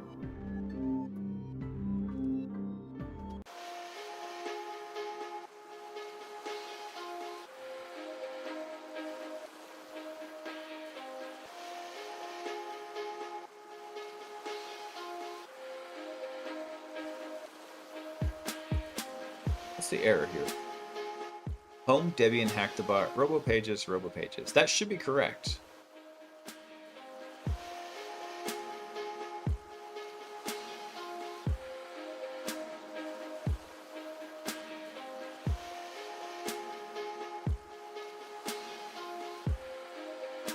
Error in line 5. There's no error.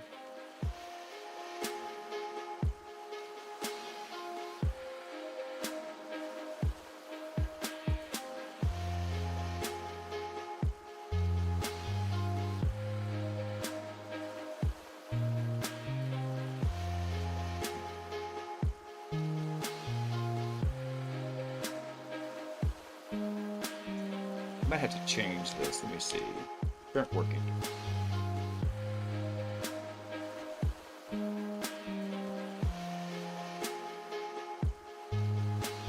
It should have been PWD, that's why. Okay.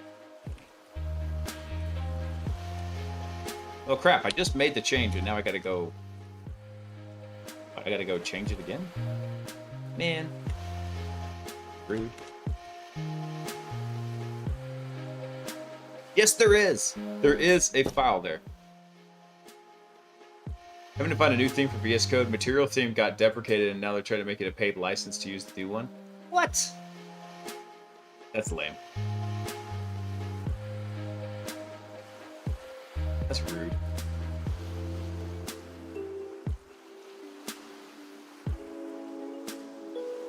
Why is it saying that this is...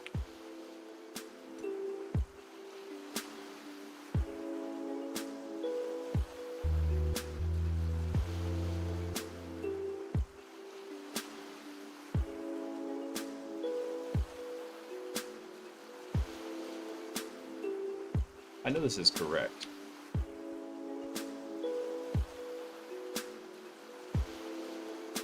No, that's not what... That was what I wanted either.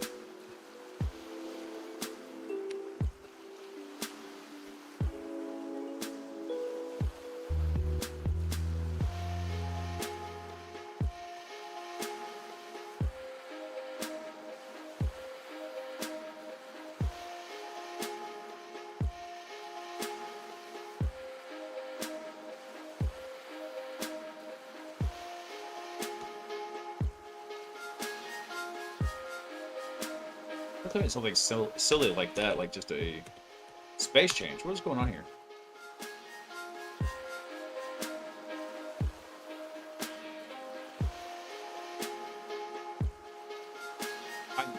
That's bullshit. Ah, I did it again.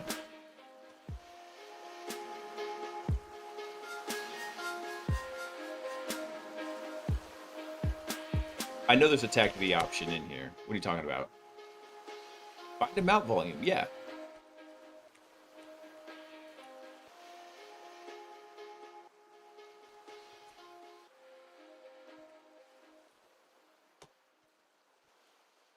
Oh, that was baby.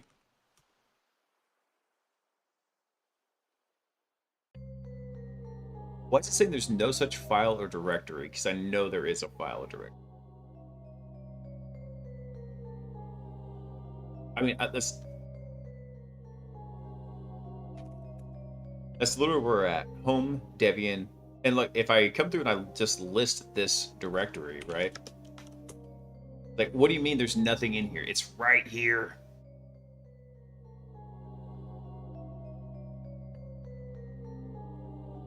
You're killing me, Storms.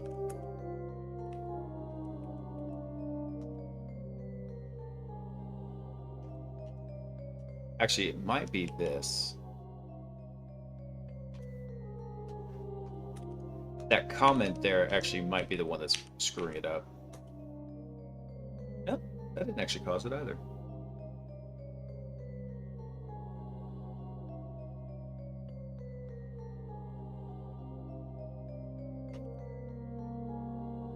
Yeah, so all this is owned by Debian, so it's not like it's a permissioning issue.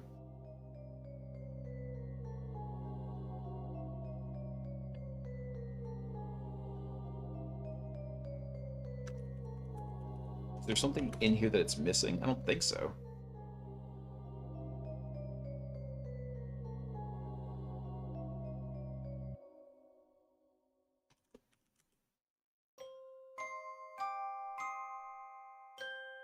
Yeah, for some reason I don't get why it's not interpreting that TAC V properly, band.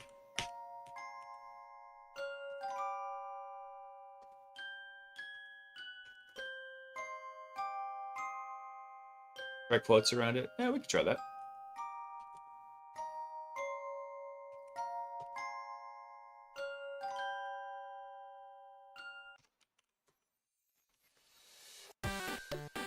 Let me run it up here so I can... Actually, I don't know if I saved this. Right, there you go.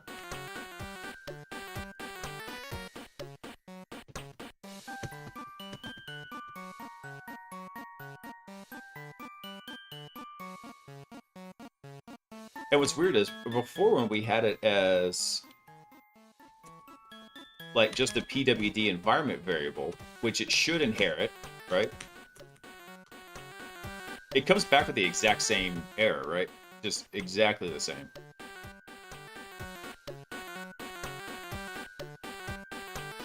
Hold on, I think there's...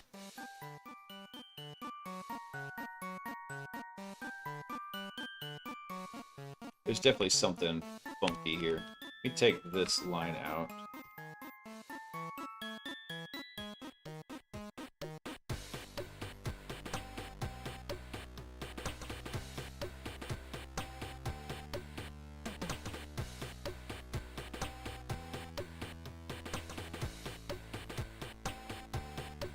I'm going to migrate to Vim. I don't use Vim as an IDE. I'm not that sketched out. I only use it when I'm editing like one-off files, Phantom.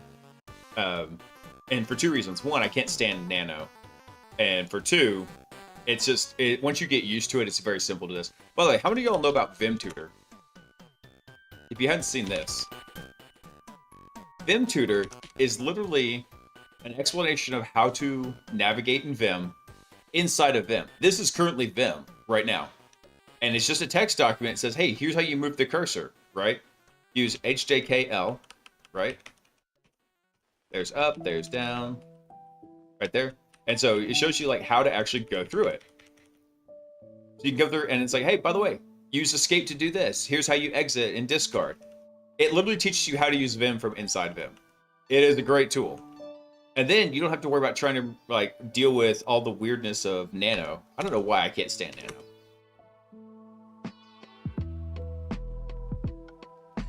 Welcome the light of Emacs-based editors into your life. No, Cypher, because I don't hate myself that much to go to Emacs.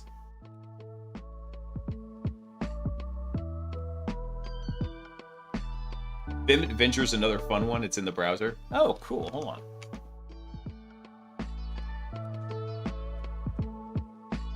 Vim Adventures. Well, that's awesome. Oh, actually, I have seen this. Bone Band, yeah.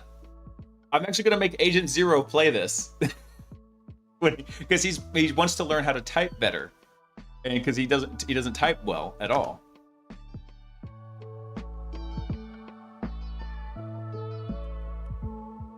Yippee! That's funny.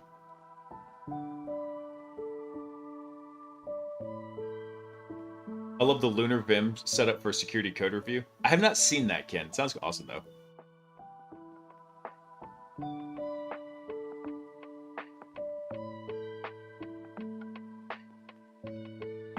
Oh, that would be horrible. No, Phantom, if I'm gonna do a thing where like have to use Nano for the next like probably 30 minutes or something, it's probably gonna be like $5 or $10. Actually, I thought about adding one in there where like if you wanted me to go do like a hack the box or a try hack me room, that it was gonna be like I don't know, like $50 or something, because I actually don't really like CTFs. They're far more puzzle than anything else, and I do enjoy puzzles, but I enjoy puzzles with a certain means to them, not necessarily the puzzle for the sake of the puzzle. I know that sounds weird having gone through a math degree, because that's what it is. Math is really just giant puzzles. Combo challenge, right? Rust and Nano. And don't give these people ideas.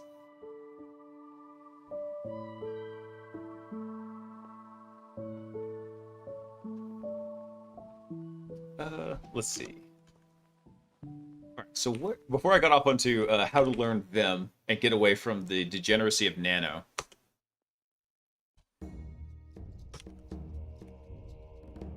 Let's see. So what do we have going on here? Why is it not reading that line properly?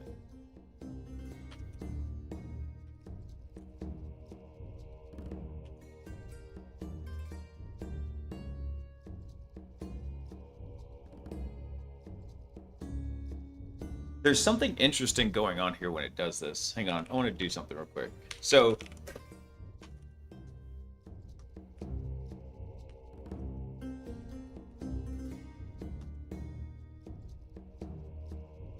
one thing I like to do is if I'm trying to figure out why a command and it's got variables put into it isn't working right. Okay, it's I know what's happening here. It's interpreting this. And I know what's happening. It's trying to interpret this as a program to be run. There's a syntax error in here somewhere. And I think I know what it is, now that I look at it here. Yeah, I think I know what the issue is.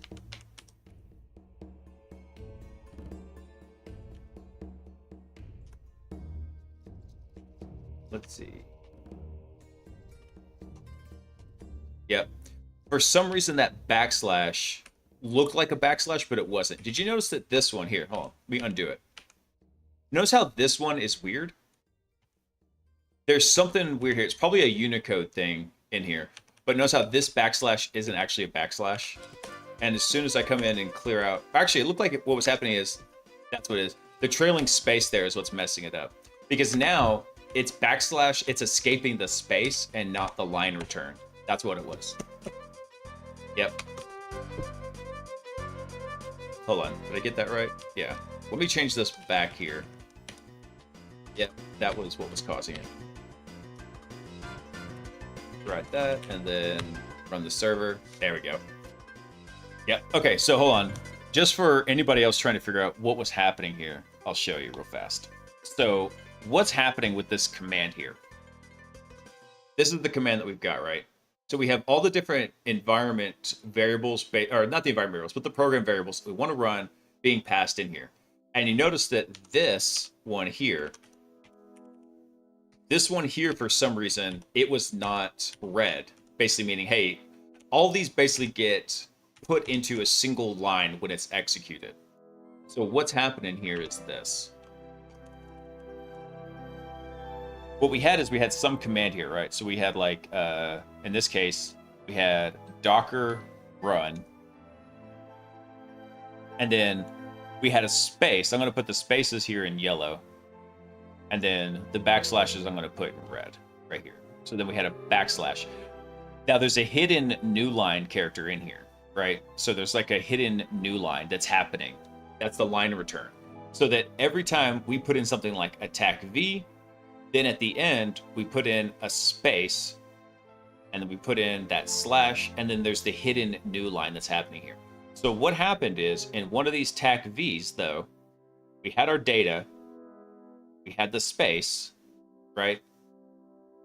And then actually, this should have been red right here. Yeah. But there was another space right here, and then there was the new line. So what happened is these two actually ended up being grouped together. So rather than escaping the new line, oh God, I'm not even showing this. It's off the screen.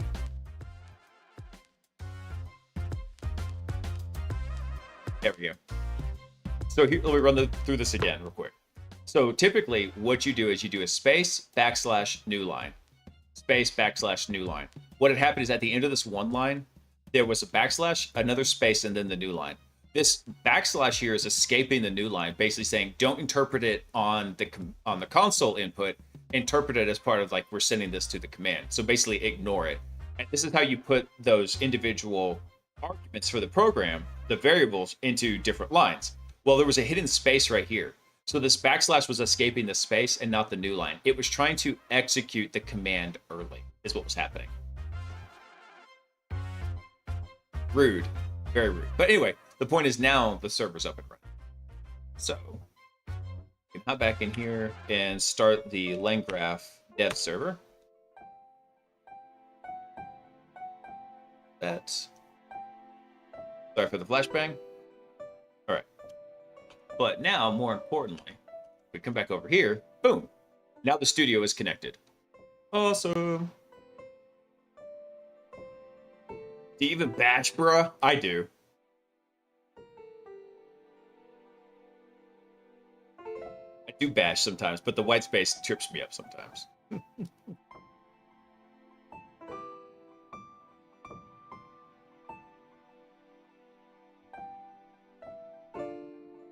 I love Nano. APT, you would love Nano, wouldn't you? That sounds like you. What's up, man? Happy Sunday. All right.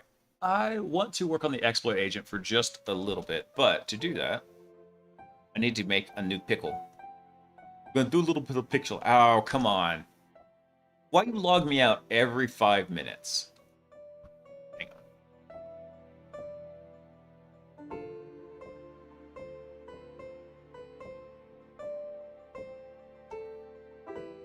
I'll give this to them, though. TryHackMe's interface can be a little bit frustrating. Okay, there we go. Now I'm logged in and the machine's starting up. So we'll give this a minute. We'll have it run through. We'll grab ourselves a new little pickle, and then we should be good. Awesome. And then hopefully we can do a little bit more work on the exploitation agent in here. So quick rundown of what's happening. When we run through this, there is some stub code written in the exploit agent that what it does is, because initially we have to like go through and run all these different nodes, right? We have to go through the entire recon workflow and the enum workflow. So what we did is we have pickled the state table. That's like the book of knowledge that gets passed between all these various nodes. So like all these nodes in here between recon and enumeration, as they're passed through to every one of these nodes, that single piece of information is the state table. And it's just a typed dictionary of fields. So as we're passing this thing around, what's happening is when it gets to the exploit agent here, there's a little piece of stub code in here that says, check to see if we have a populated state table. If we do, make a pickle of it. So a pickle is a way to serialize and save a Python object from memory to disk. And then we have a secondary part to that. If there is no active state table, take the pickle file and load it into the state table and then pass it on to the rest of the nodes.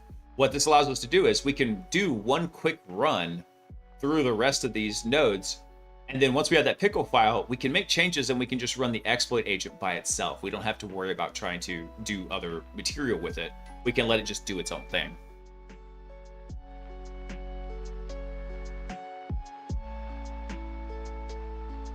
I've never been able to fully get my head around Hack the Box's interface.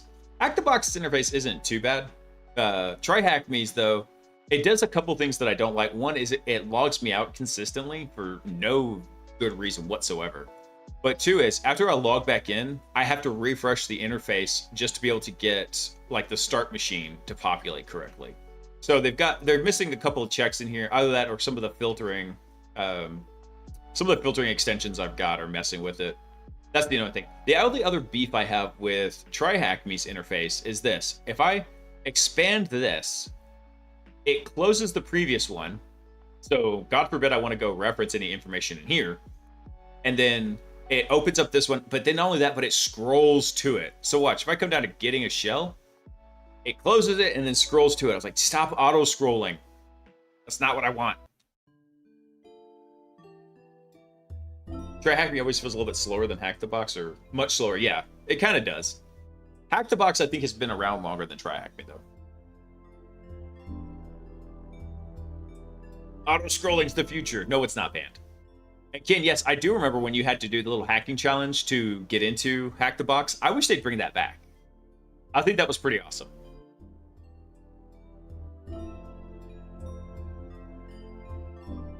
Yeah, I wish they would bring that back. I'll tell you a funny story, though. So, long story short, it wasn't a very complicated hacking challenge, but it basically boiled down to you basically had to follow some breadcrumbs, and then that kind of pointed you to, hey, here's something that I needed to get. And then what you'd have to do is you'd find a URL somewhere in there. You would curl for that URL in there, UNS. You'd go curl for that URL, whatever it was, and then it would return to you an invite code. But one of the kickers was this invite code was actually tied to your public IP address.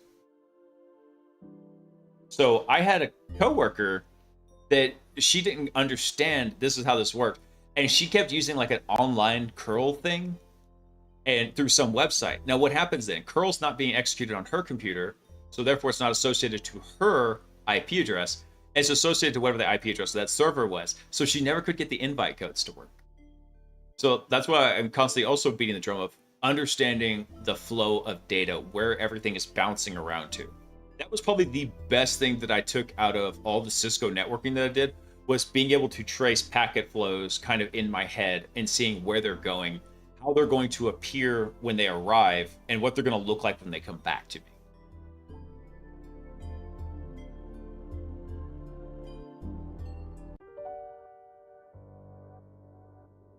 Maybe do that kind of thing for a CTF sign up. That actually would be pretty fun, band.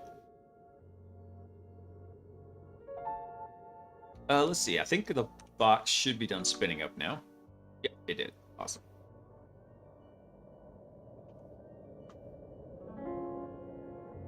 Let's grab that. We'll drop this right in Jameer. Boop. And hopefully I got the IP address right and it's not some random public IP like last time. And then what we'll do is we'll come over to Langsmith.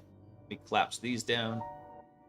And I want to let this run because the ads are about to kick off here. And then I'm going to go get some water. Because I forgot to do that when I went to go to the bathroom.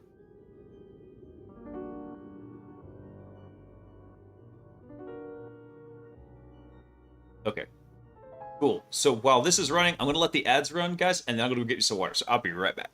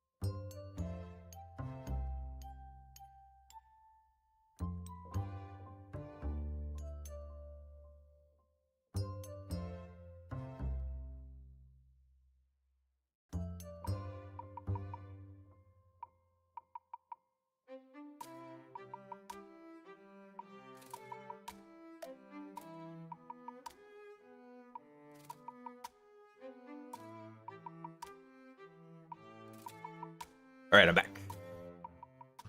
Woot. All right, looks like it's doing stuff.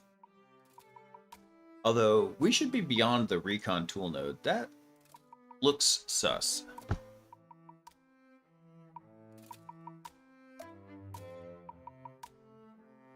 Something is rotten in the state table.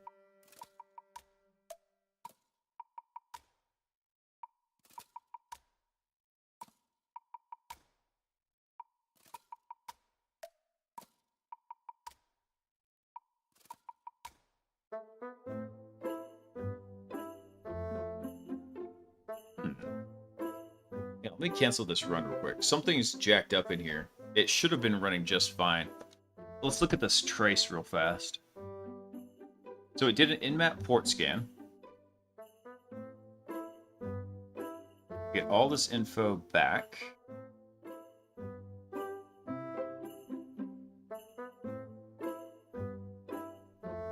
We look at the output formatter.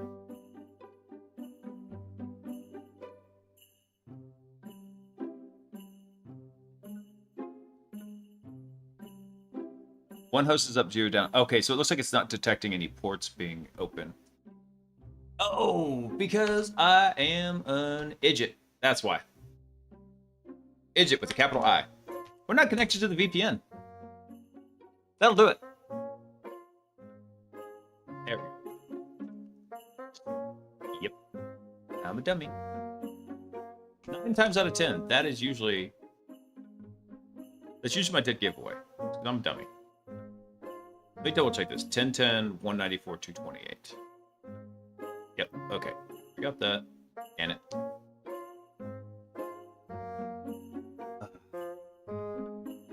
Yeah, it's either because I've done something dumb, Cypher, or because it requires the DNS.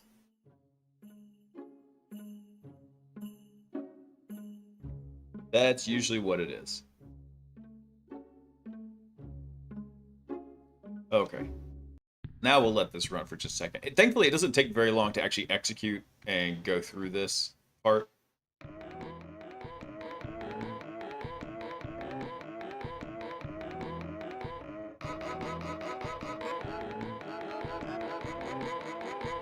There we go.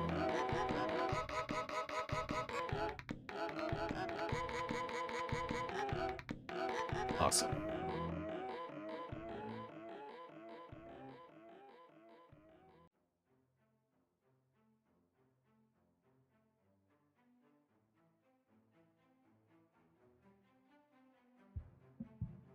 There we go. So hopefully with that port scan, it should get enough information to answer the first couple of tasks in here. So the next one should go pretty quick until we hit Go Buster.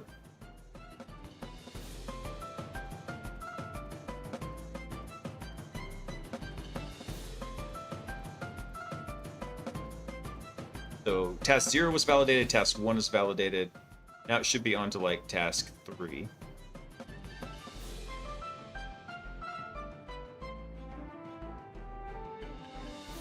We should not have gone back to Stinger though. This is weird. Oh no, it's because we're still down in Enum. Alright, it's moved to Enum now. Got it. There we go. So we finished with Recon, it's down here in Enum now. Cool. So Go Buster is running. Actually, it's already finished. Nice.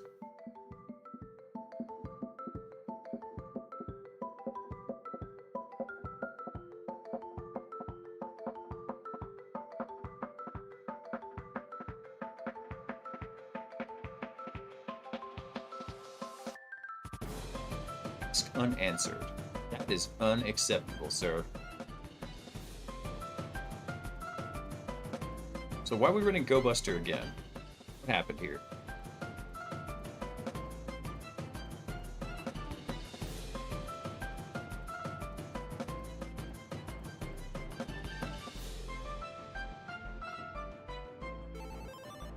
Now, why did this one get a null verdict?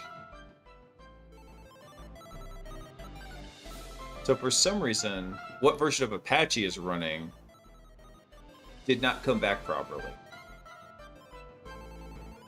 Alright, so let's go look at the trace for this one. Because this was working a little bit ago, but also we've renamed some variables.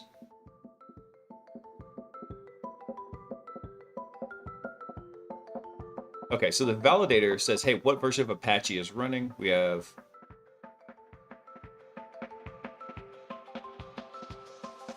Oh, weird. For some reason, it's not showing port 80 as being open. Wait, yeah, there it is.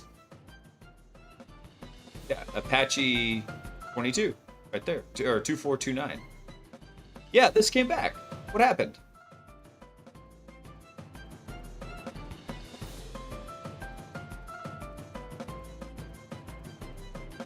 So then what was the next one it was trying to do?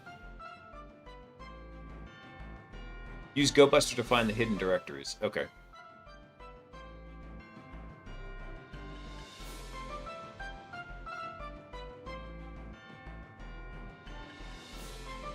What's going on here? Because what this should have done is...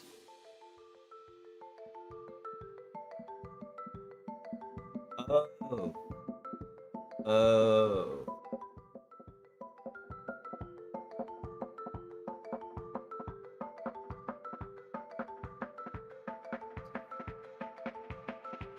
For some reason, when this happened, this didn't get applied to it.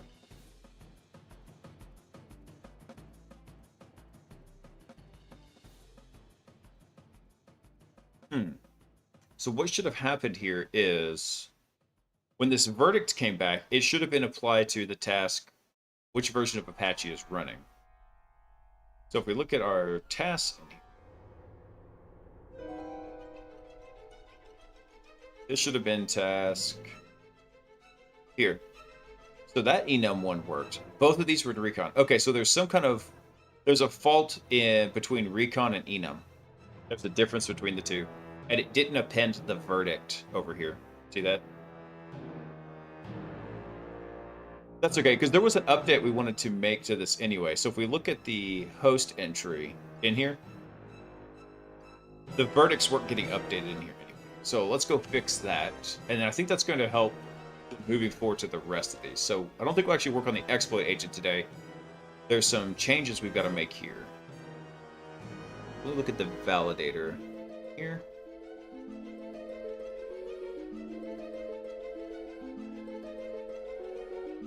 It should be around line 162 because the enum is very identical to recon.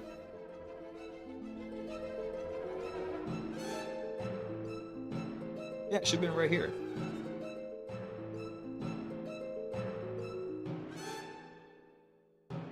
Validator prompt, validator prompt. That should have been good.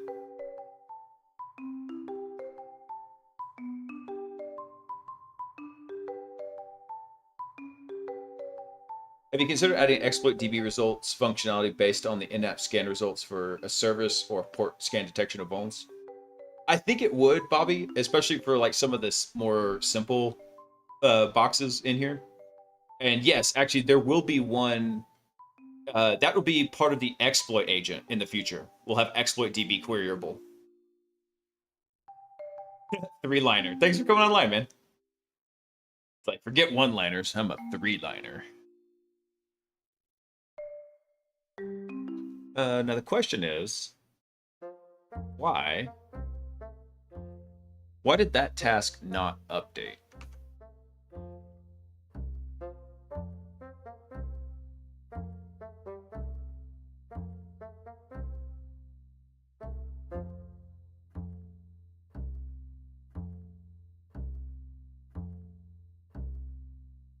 Okay, so the enum agent starts with task 2, which version of Apache is running.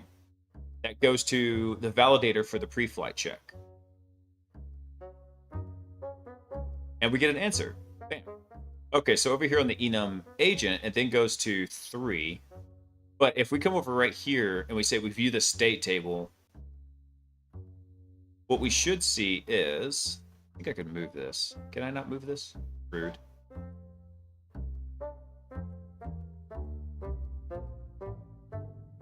Let's see.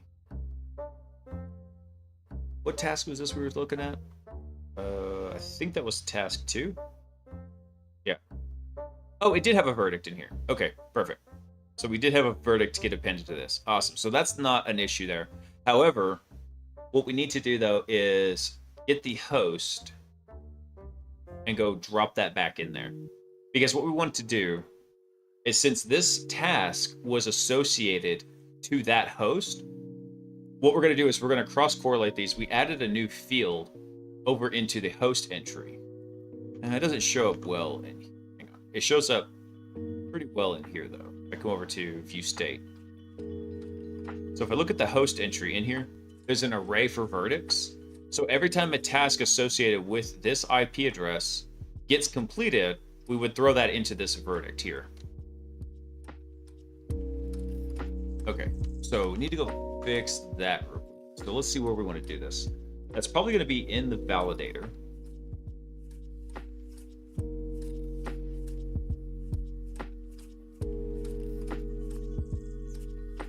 Yep, so what we'll do is we'll take this current task right here.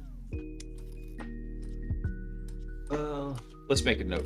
So what we'll do is we'll just extract that real quick. So we'll do target IP is going to be this, and that's going to be what is it for the target IP? Yeah.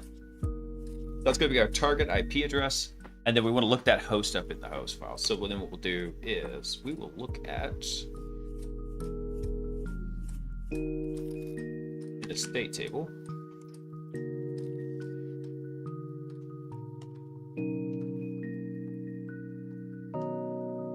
So host, and then our key here is going to be target IP. And then we want to get... Wait, why is it complaining about this? Oh, guys, I'm not done with it yet. So in that host, we want to get the verdict. Now what we'll do is we want to append that response. There we go.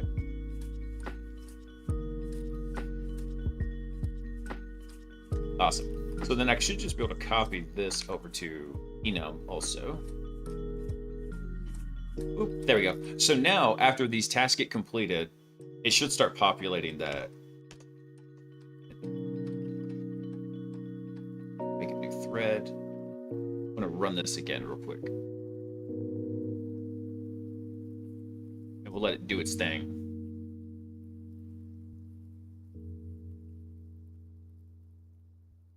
By the way, that last ad break was for 3 minutes. I forgot to warn you. But that should mean we don't have any more ads for the rest of the stream. So we should be good.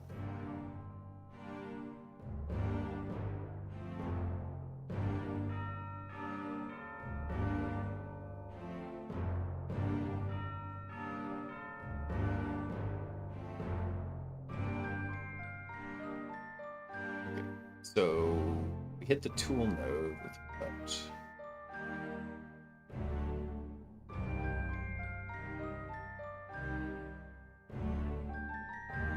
It doesn't matter. We know it's doing an in-map scan.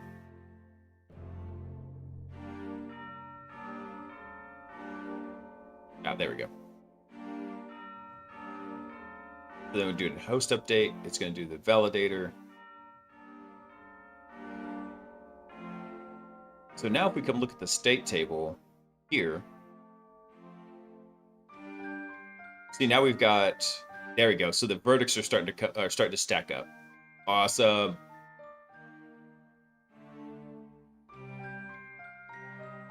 Now we should have a couple of verdicts in here. No, that is not correct. Why is it still showing just that?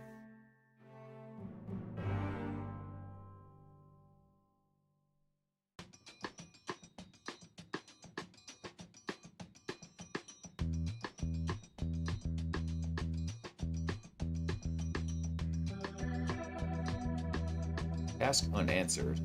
Hold on.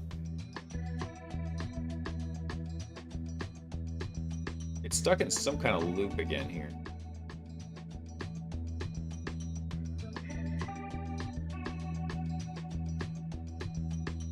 Cancel. Hold on. It's doing... Now what's going on? Something funky this way comes.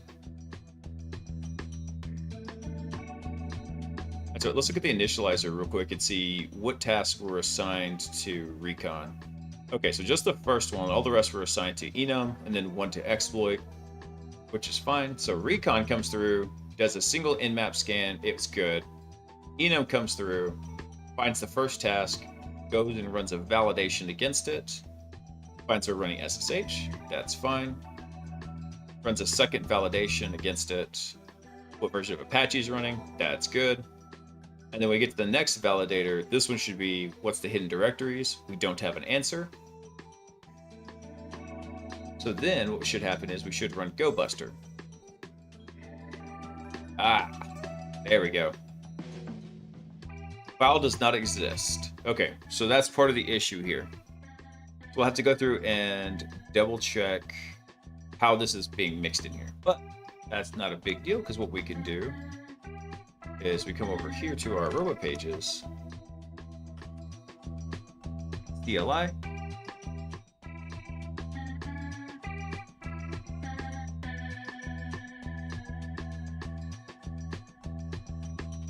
let me bust out of this real quick. So there's probably an error in the YAML file here.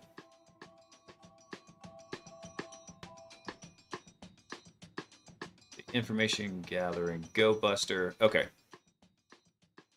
So the word list file should be tac w list. So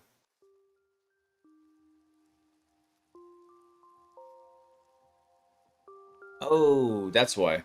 This is incorrect right here.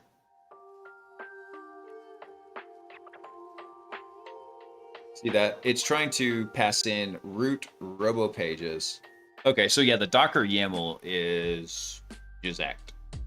Let's go look at that real quick. Let's see, pages, cybersecurity, offensive, information gathering, go buster.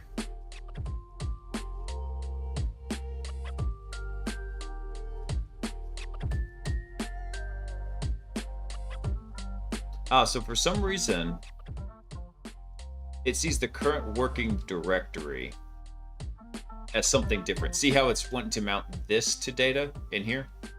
But that is absolutely not correct. Because if we come back and look here, here's what it's mounting. It's trying to mount all of this stuff to the data directory, which is absolutely not correct. No, that should be like home, Debian, yada, yada, yada, yada. So we got stuck in a loop there because it didn't realize how to handle that error.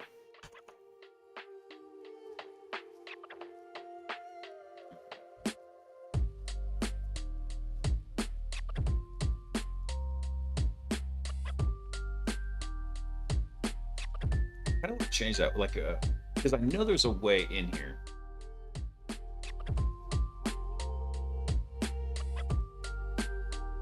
Like, is there a way to handle variables in this? Let's see. We'll pull that back up. I don't think this is in the CLI, though. No, this is in the regular Robo Pages repo.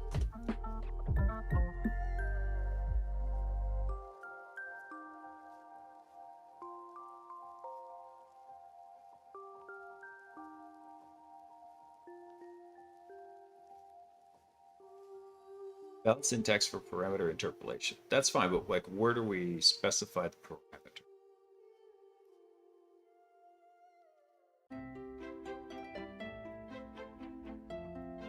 Oh, I know why.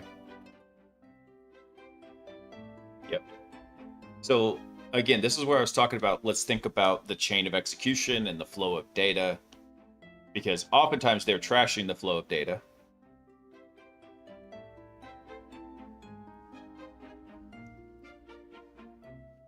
So if we look at what's happening here, right? So we're running the RoboPages server, right? So RoboPages, we'll call it the CLI. This is the server. They're trashing our rights, man. See, Band, I knew you'd get the reference. So we're running the RoboPages CLI server, but the question is, how are we running this? This whole thing is in a Docker container. So where's it executing from the Docker container? It's running from /root/dot RoboPages. That's where it's running from.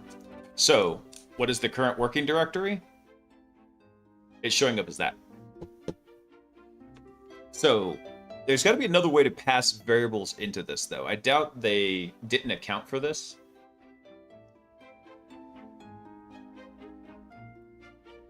Let's see.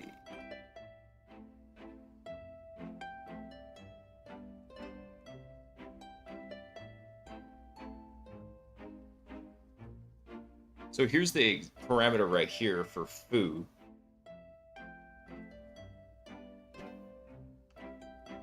But I didn't see a current working directory actually listed in here. We just had the target. So rather than this being like home, Debian, hack the bot, RoboPages, instead it's using this right here. So let me. That's right. Actually, this is a very simple fix. What we'll do is we come look at the actual script we're using to run the server, right? So go to RoboPages server. Actually, it might not be quite as simple as I just thought. So what we're doing is we're mounting this guy right here, right? So our present working directory, which is going to be the RoboPages directory in the project. Pages, we're mounting that to RoboPages. So it's trying to mount that in there.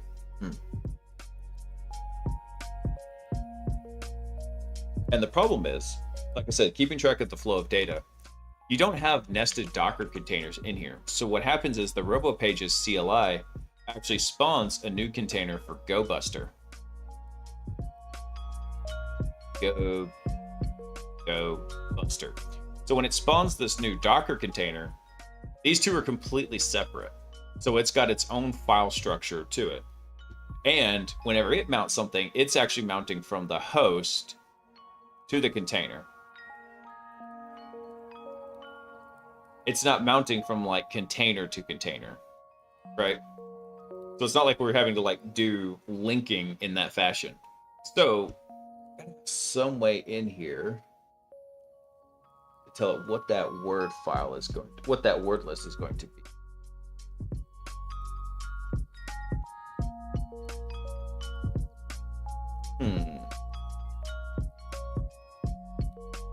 So I get what they're saying here. What they're saying is like, hey, by the way, if you have a parameter, you can interpolate that parameter here.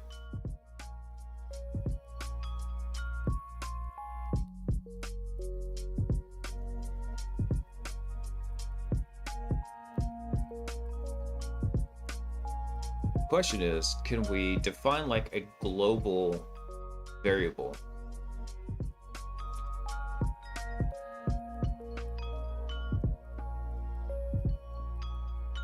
I mean, this is going to be used in like a bunch of places. Eyewitness, go witness, buff, DNS.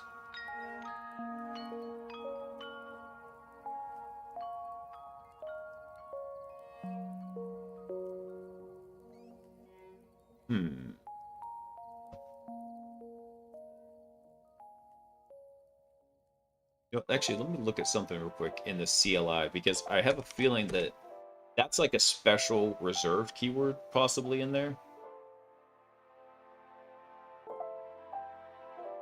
Let's see if it's mentioned in here.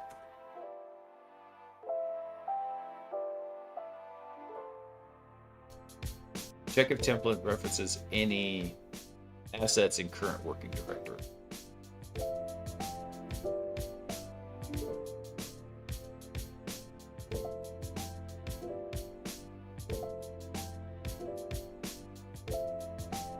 So they're just doing a very basic text replace with current working directory. Ugh, rip. Okay.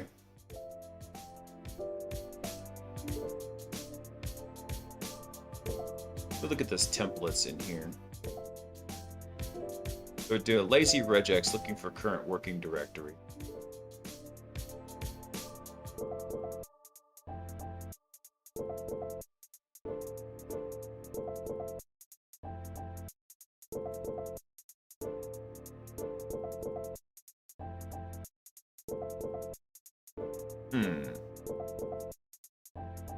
Well now.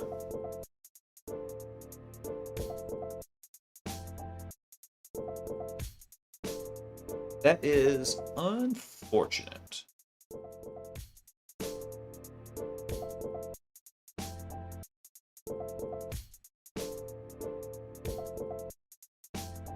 So how can we make this work? Let's think about this. So we need some way to reference like a working directory inside these Docker containers here.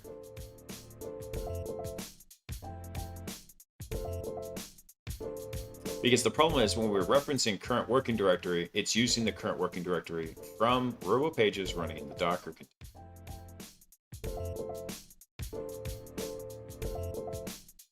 So we need something that might be able to map the current working directory in the similar way that it's being mapped here.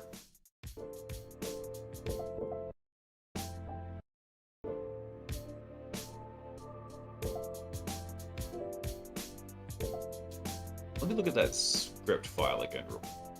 Take a look at that. So what we're mounting is our pages to RoboPages pages right here. Which I don't think it drops anything interesting into that. Right? It doesn't. It just literally, we have a server swap. That's it. I need to add that to the get ignore.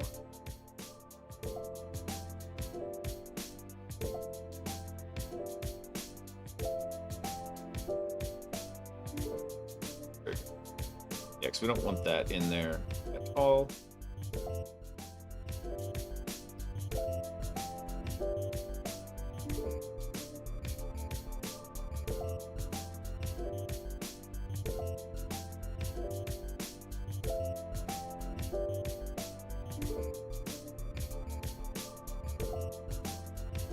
Actually, there might be a simpler solution to this. Let's take a look at something real fast.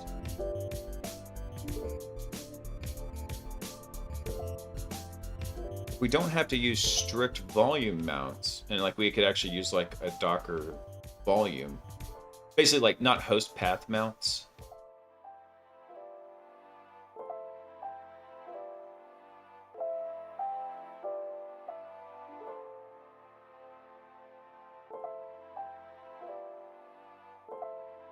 I got an example in here.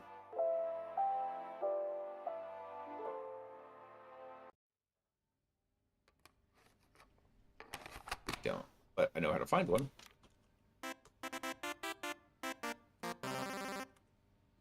We come over here. That's in the README, the Zscan. Go Witness definitely has this.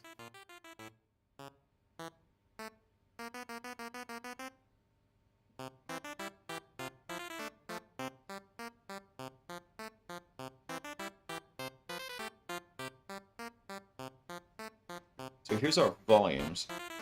Let's see if I make a reference to the volumes in here. Because if we could actually make a Docker volume, if I remember correctly, what we can do with that is we could actually specify a volume that then we could have each of the containers mount, and it mounts it into that data directory. And that would be simple.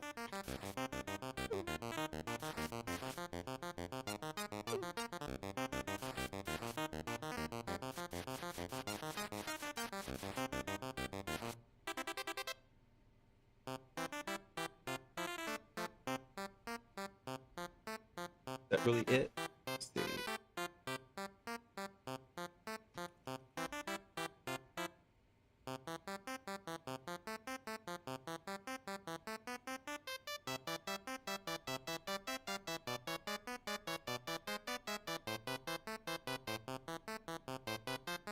We do have some volumes here. That's using $home.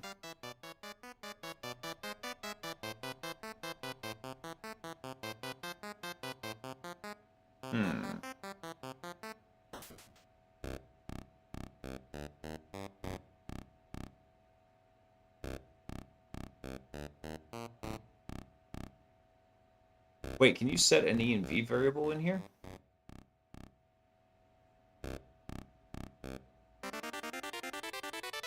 Could that be it? Maybe if we just set an environment variable, we might be able to do that. Let's go check something real quick with that. We actually might be able to do that. So the idea here is we set an environment variable, and that could be referenced by that. So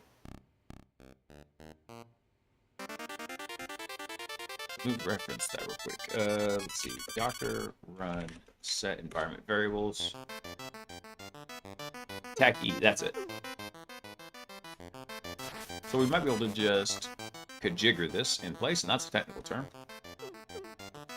To do tag E, let's call this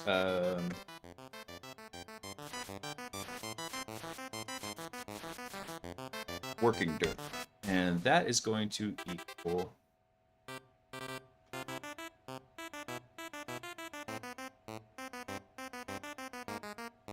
let's see, what are we trying to reference here? So root robo pages. So basically, what was CWD? So that would have been, I think, just slash pages in here.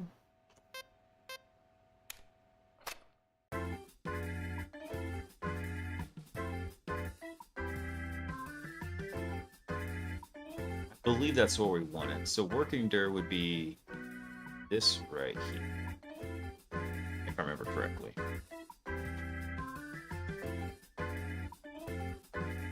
Let me try this real quick. So I'm gonna save that. I'm gonna kill this server. I'm gonna run it again. Line 8. Ah, there we go.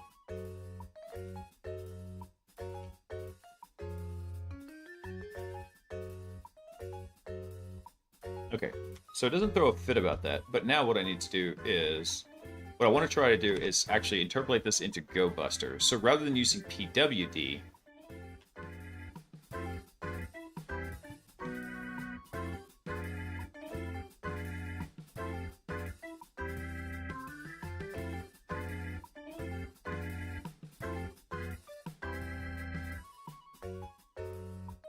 hold on, make sure I'm keeping all the working pieces right. Take that out.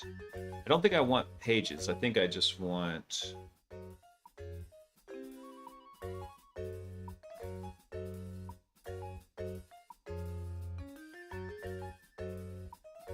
just slash data in here? Hold on.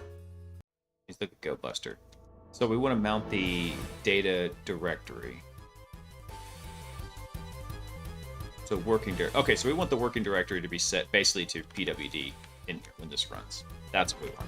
So once that's set, then in theory, this should actually allow it to work. Okay. Let's go give that a shot. And the cool thing is we might be able to actually shortcut this a wee tiny bit by coming back over here and coming back to like our first GoBuster call and telling it to run it back from there basically. Where's our E?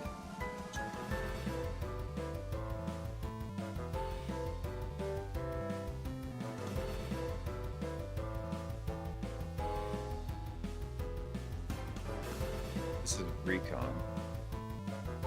Bring recon.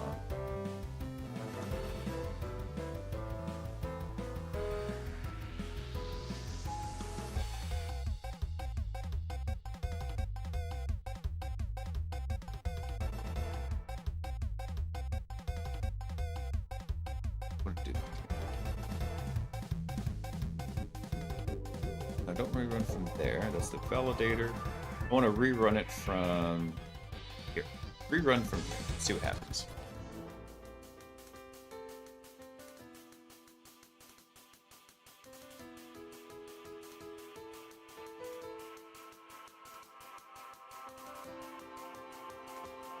Alright, so it's going to call GoBuster. And GoBuster returned way too fast.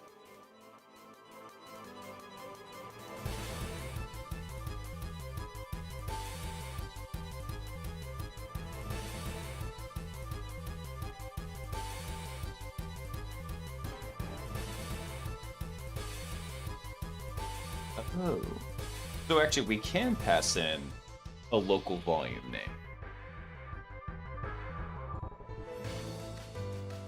So that's interesting.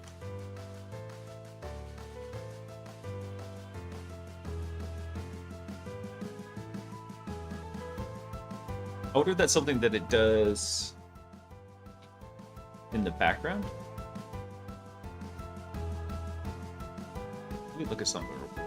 What was the error that we got here? Docker error response from the daemon. So create working dir / data. Includes invalid characters for a local volume name only. These are allowed. So if you attended as a host delegate. Okay. So what we could do is we'd have to go create a Docker volume in here. And yeah, we could do that. So what we'll do is we're going to create a Docker volume that's going to point to that data directory that you can't even see because my big head's in the way. And then what we could do is we could pass that to each of the containers instead. So let's go try that. I gotta remember how to do that. Docker create volume local directory.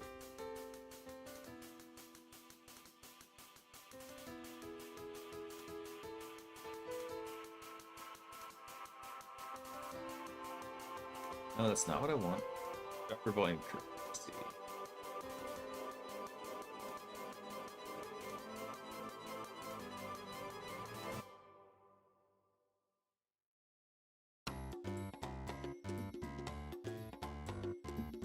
So here we do docker create hello.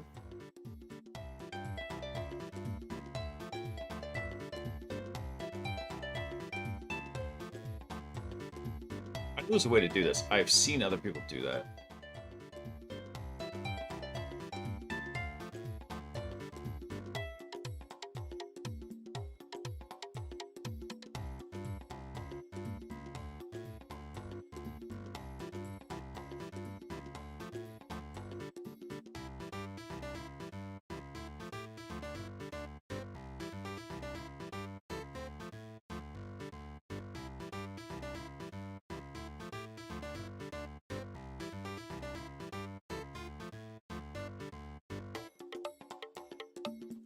Try something else here. Because in here they did $CWD. What did he actually replace it with though in the Robo Pages code?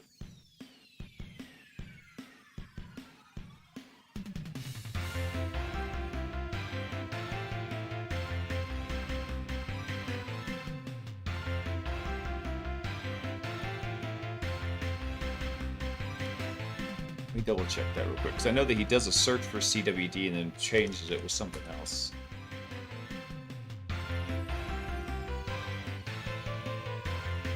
Okay, so when they find $CWD, they just replace it outright. So it's not actually referencing an environment variable here.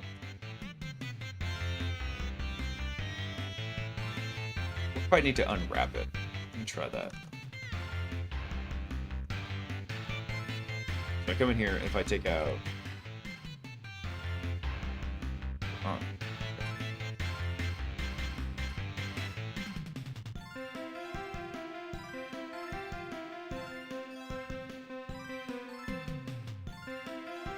Let's try this. So I'm going to try reformatting it just a wee bit.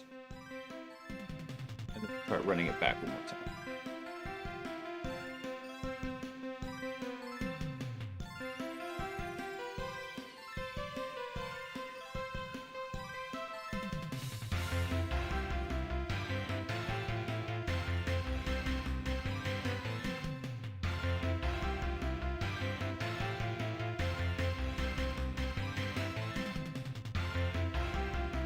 Okay, so enum validator came back task 2 is validated, and then the next thing it does is current task, go Buster, goes to the validator. Okay, so validator says I don't know what to do, so rerun from here.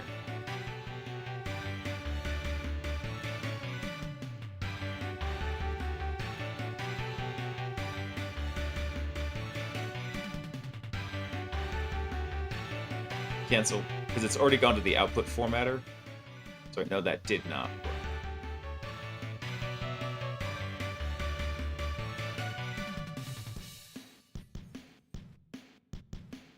What was our Go Buster output here?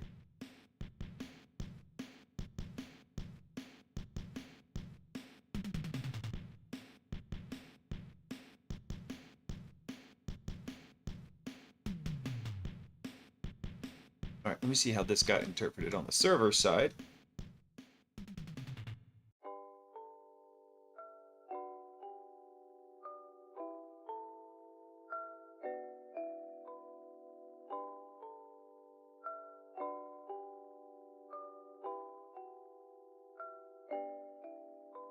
So here we go. So it actually did execute $working dir.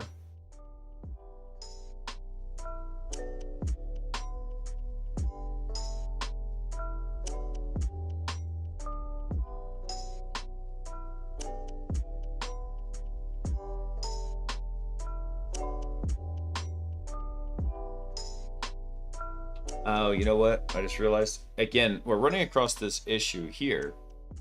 What happens? So we added the environment variable to the Robo Pages script. It gets added here. Does not come down to here.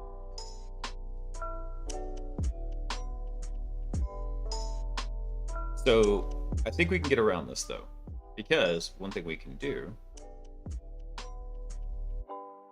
is over here. We don't actually need to add that to...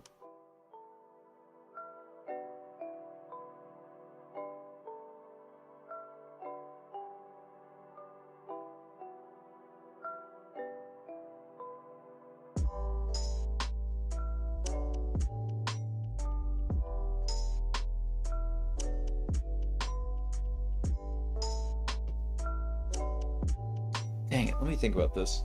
So, we set the environment variable in the Docker container that's going to be executing everything. However, does that environment variable actually make it down into the container? But one thing we can do is... Actually, there's a way we can kind of test this. What we can do is... So the container is actually running right now, right? So what we can do is we can do a Docker exec interactive terminal. And what we want to run next is on this container. What is this container called?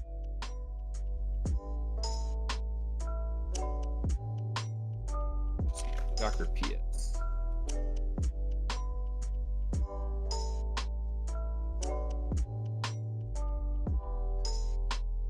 Here we go, this container. Gifted more, that's what we want to do. So what we'll do is we'll do a Docker exec on the gifted more container. I think we want to run bin bash. Well, I actually got to make it interactive. There we go.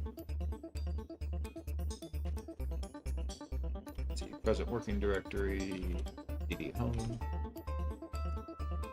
Okay, so there's robo pages right there. We run PS, we see bash and PS running. So we look at robo pages serve lazy. So this is PID 1, right? So one thing we can also look at is we can go check the environment variables for PID 1. What is it we want to check with that though? Actually, we could just look at it from here. Yeah, so there's working dir. Working dir actually did come through as we did this. Home Debian hack debot robo pages. So yeah, so then if we did here,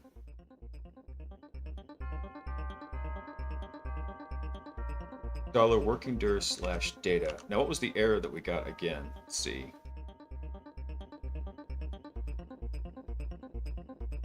Let's see, create $working dir data.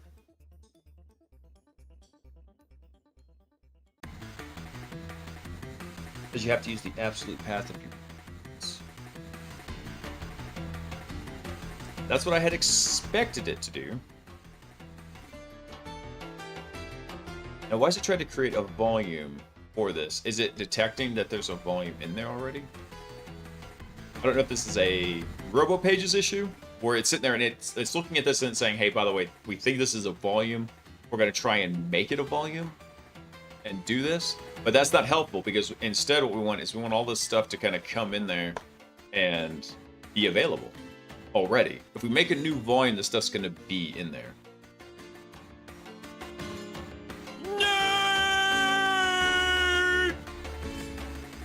Shut up, baby. I know it.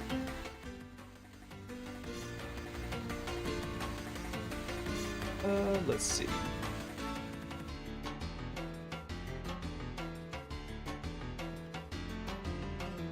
That is a dirty hack that they put into the code here.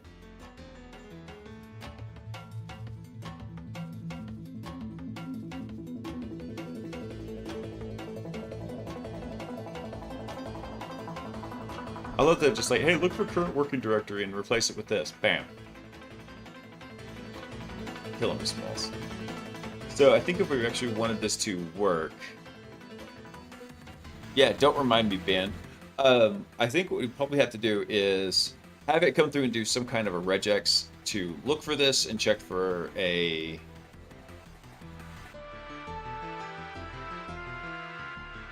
This base path here. Path, parent, unwrap.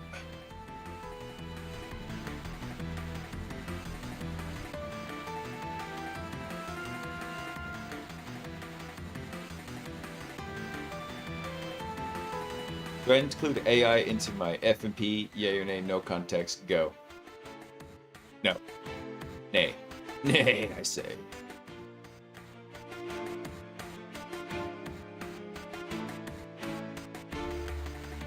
Yeah, so Band, what they're doing is they have a reference in these templates where you can reference what looks like a current working directory, but really it's bogus. And what they're doing is they're just doing a string replace in the back end whenever they parse the templates. I was like, really? That's your grand scheme here? So there's got to be a better way to pass this stuff in here. Also, Phantom, I don't even know what an FMP is, so...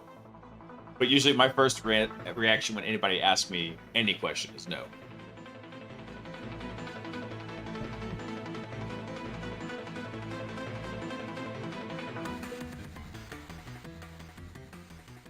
Yeah, they call it lazy regex, I know, right? Let's see. So if we wanted to try and make a mod for this and rebuild it, we could actually go through and regex out everything between...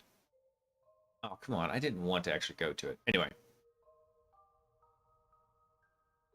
And notice how they have no comments in here? That's because this code is self-commenting.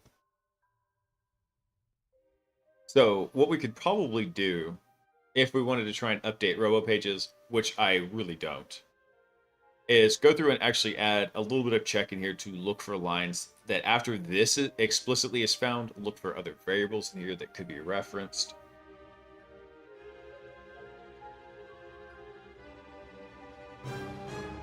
And basically add like a environment variable extrapolation to this.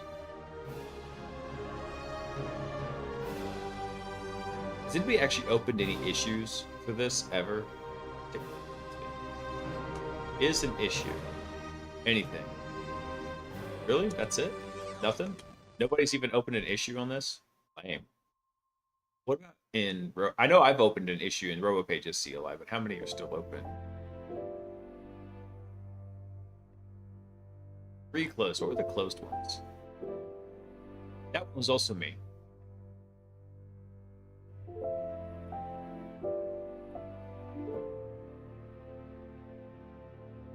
Function interpolation and runtime let command line. What this bug was.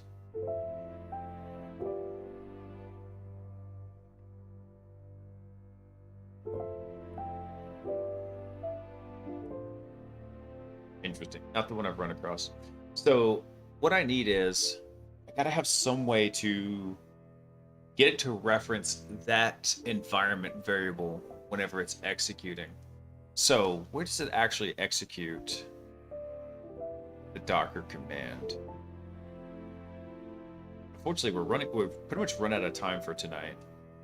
But I want to see if I can at least figure out where to go this. I might just open an issue with them, or I'll just figure out where the bugged code is and I'll say, Band, go rust it up for me. Go be my salt. Rust the crap out of this. Oh, final major project for your 3rd year. Okay. If I expand the scope of the project to include A or not, hence the question. What have you thought about for your... what is the project idea? And I will tell you if you might want to throw some language model stuff in there or machine learning stuff and what the benefits and pitfalls might be. I think I got a fairly decent understanding where I could provide some guidance on that after we've been messing with it for the last several months. Think about this.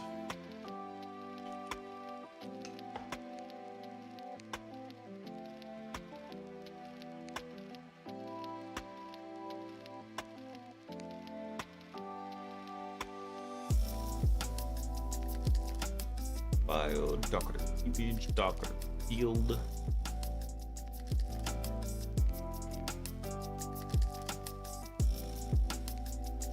I want to see how it's actually executing the Docker commands in here.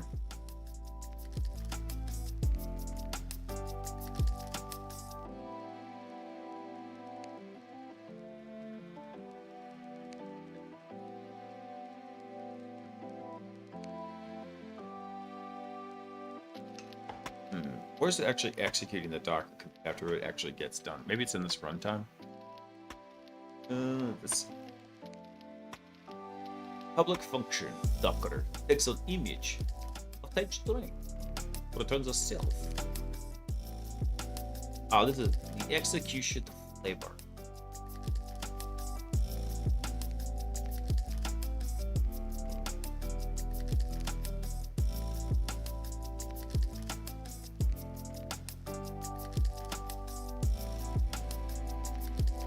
Container as a reference, unwrap source image to the Lord.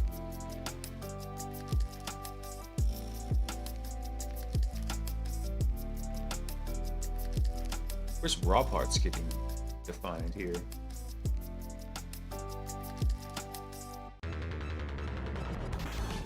Unfortunately, it's not using the... When it's executing it, it's not inheriting those environment variables is the problem. Alright, I'm gonna have to think about this problem and figure out how to get... Either we'll have to modify the pages themselves to reference some kind of Docker volume that we could then mount, which is ugly as sin. Or there's got to be a way to possibly modify this with the Robo paging system.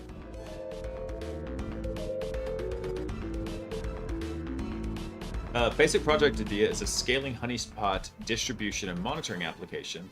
Server-side application builds and distributes clients that act as detection relays for malicious activity. It's going to have a web dashboard and various notification integrations, as well as data analysis and logging. Okay, so what kind of enhancement do you think that you could use a language model for on this? To be quite frank, you're not going to have enough data to make any use of like a machine learning model. That usually takes quite a large chunk of data in here. And typically honeypots, they are the data point themselves, right? As soon as somebody touches it, you know they're suspicious. And sometimes highly suspicious, right? Because when you go deploy a honeypot, usually you're going to deploy it in such a state that nothing should be touching it. And anything that does, it becomes highly suspect instantly. That's why it's a honeypot.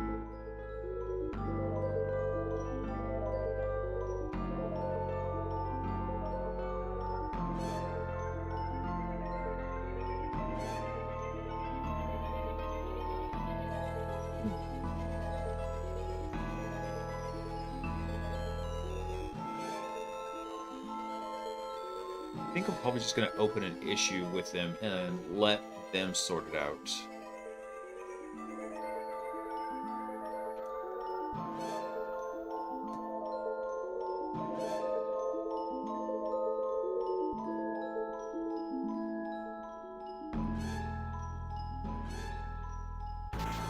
So in the pre-processing step, I'm going to reference this. Be permanently, and then what I'm going to do is I'm going to just open an issue for them. Be like, hey, I don't know the feature request. What's the pull requests open? Oh, don't fail on container pool. Let's see, new issue, feature request title. Passing.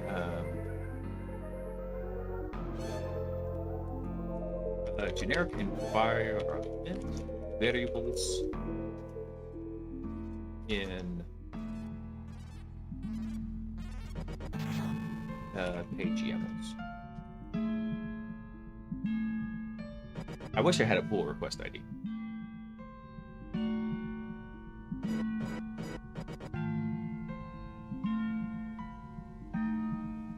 I think what I'd do is I'd use the model to run more advanced data analysis of alerts and pattern recognition. Not sure. Well, it's still a work in progress and it's 5 a.m. here. Understandable, Phantom. But I think that probably would be overkill, Phantom, because, like I said, what happens is whenever you run those, whenever you run a honeypot, the idea is that when something touches it, it instantly becomes suspicious. So what are you going to analyze other than you know that something or someone is touching it, right? You'd have to have some kind of integration between that and something like a SIM or maybe elastic security that says, okay, cool, could we then go, and even then you could do it much better without a language model and having to deal with the probabilistic fashion rather than the deterministic fashion of how they process stuff. I mean, you could go through and you could say, let's say you had like an SMB server on your honeypot. Okay, cool. And they try to log in with some credentials. Well, great. Then what you could do is you could go say, all right, do I have any other failed or successful logins with those credentials from the same source IP recently? And you could do that in Splunk or Elastic very simply. You wouldn't need to throw an AI model into that. AI models usually come in whenever you need to do non-linear thinking, let's call it. And then whenever you need to process large amounts of data. And unless you're throwing this honeypot like up on the internet, there's not going to be a lot of that. And even then, there's probably better ways to do the data crunching than trying to just throw it at a language model. Pull request. Let's see. What do I want to say here? Let's see.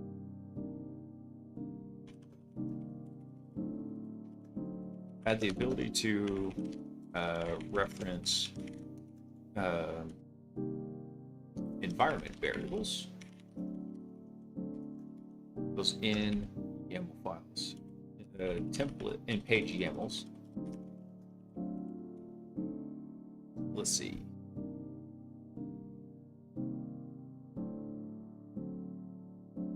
Actually, we'll just say this. So in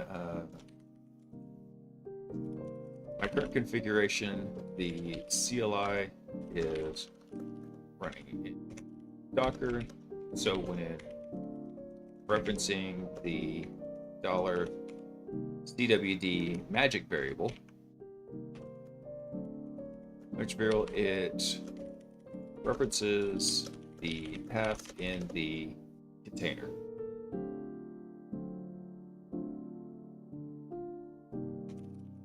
In the container. Let's see.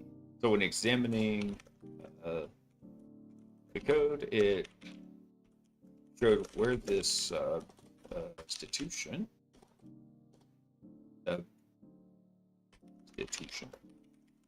takes place here.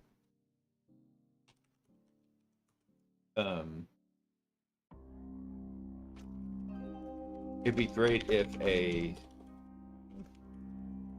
secondary processing took place to check for environment variables and substitute those as well.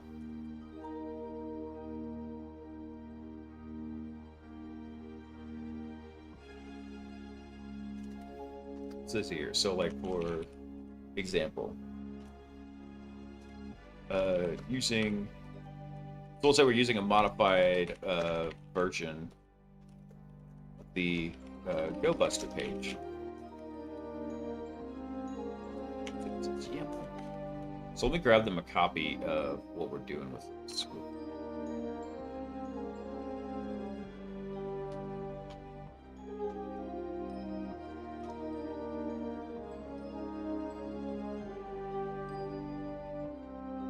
Takes me having to learn from scratch how to interact with language models. It does.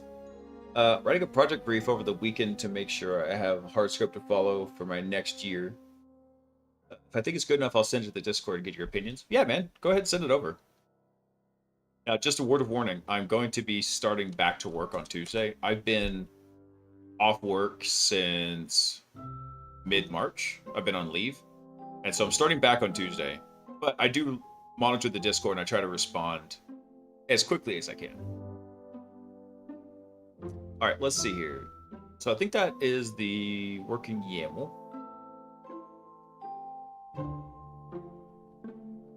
Yep. Modifier GoBuster page to use a specific word list of a directory. Let's say directory.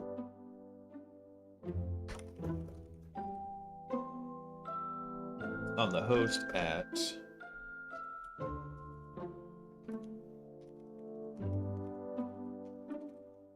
Project, Robo, pages, data.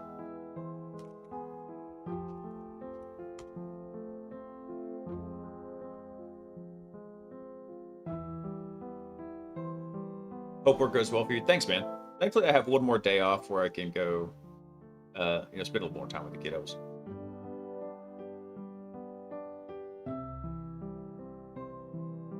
Let's see. So, let's see. The ideal behavior would be, let's see, when launching the server, knows that should pass in. So you pass in the option for TAC E. Grab that out of the script.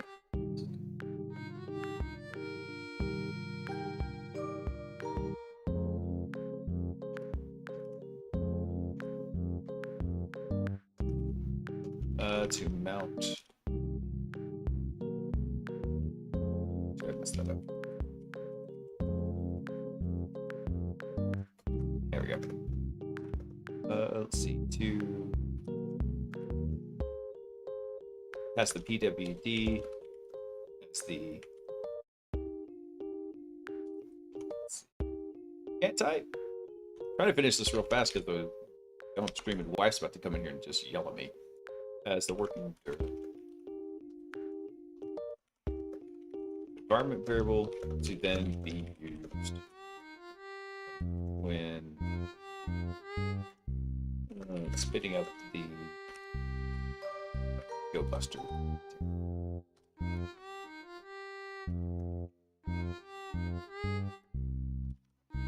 So whenever you're making a request like this on something like GitHub, it never hurts to be a little bit more detailed, right? So I want them to understand, like, hey, this is the workflow we're kind of using, and here's why we want this feature.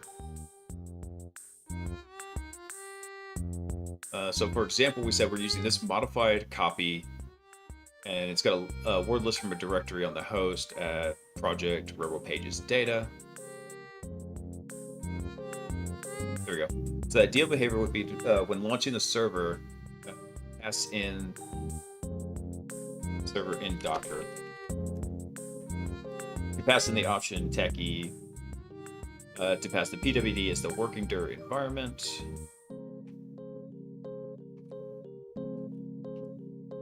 To then be used when spinning up the Go Buster container to reference the work. To correctly reference the word list. Okay, I think I got that. I think this will work. I'm gonna go ahead and keep this. Oh wait, I forgot there's other fields down here.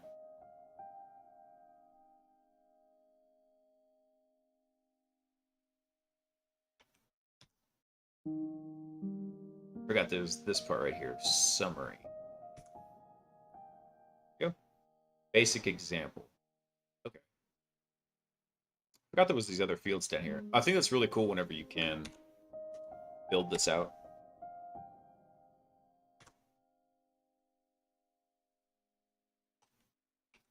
Take that out.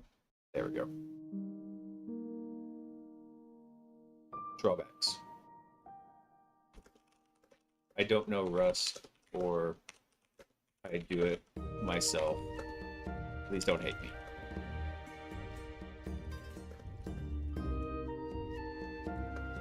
We can still be friends.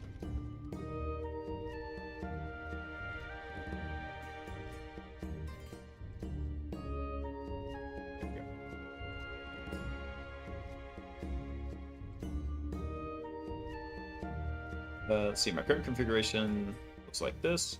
It'd be great if secondary processing took place to check for environment variables and substitute those as well. So for example, got this here. And for volumes, we got working dir /data should go to /data. Okay. Cool. Unfortunately, that is where we're gonna have to wrap it up for tonight, because I don't know enough Rust and I don't want to feel like rebuilding this as well. Let's go see if anybody's actually on in post-sec stream. Galaxec is on. What's he doing? Let's see.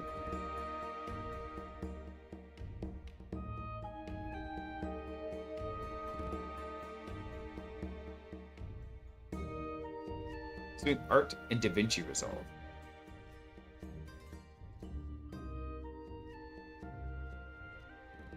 I will keep him in mind, but let's go see who else is actually on. I wonder if Nerduino's on, because he's always a fun raid. I love that guy.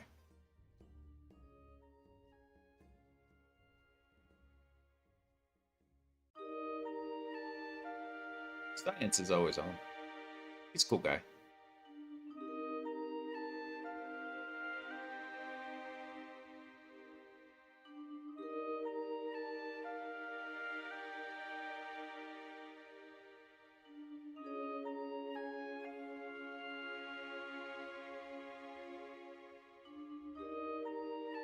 But if you have any raid suggestions, feel free to shout them out, because I totally take them. Hey, Noob. Dude, Noob, you are just in time for me to end the stream. Unfortunately.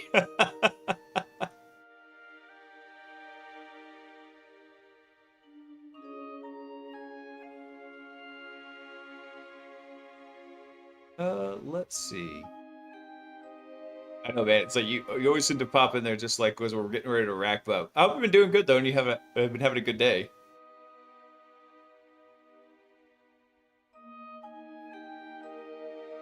You know what? Coding with Strangers is on.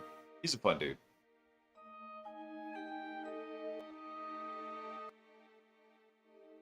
Yeah, he's doing some game dev. We'll go raid over to him. I haven't raided him in a little bit. Right there. All right, guys. Unfortunately, that is where I'm going to call tonight, because I know the wife is going to come in and aggro on me any minute now. Everyone have a fantastic week. If you're off tomorrow for Memorial Day, remember why you got the day off. There's folks that gave a lot so that we could have a lot. And I want you all to remember one thing, two things. One, crush this week. Kick ass. Ah, dang it. I did it again.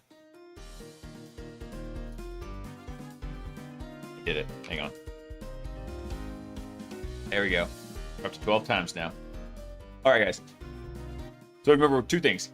Crush it this week. Keep going. I love to hear from you. Thanks for hanging out. And I want you to remember one thing, and that is, I love you. Peace.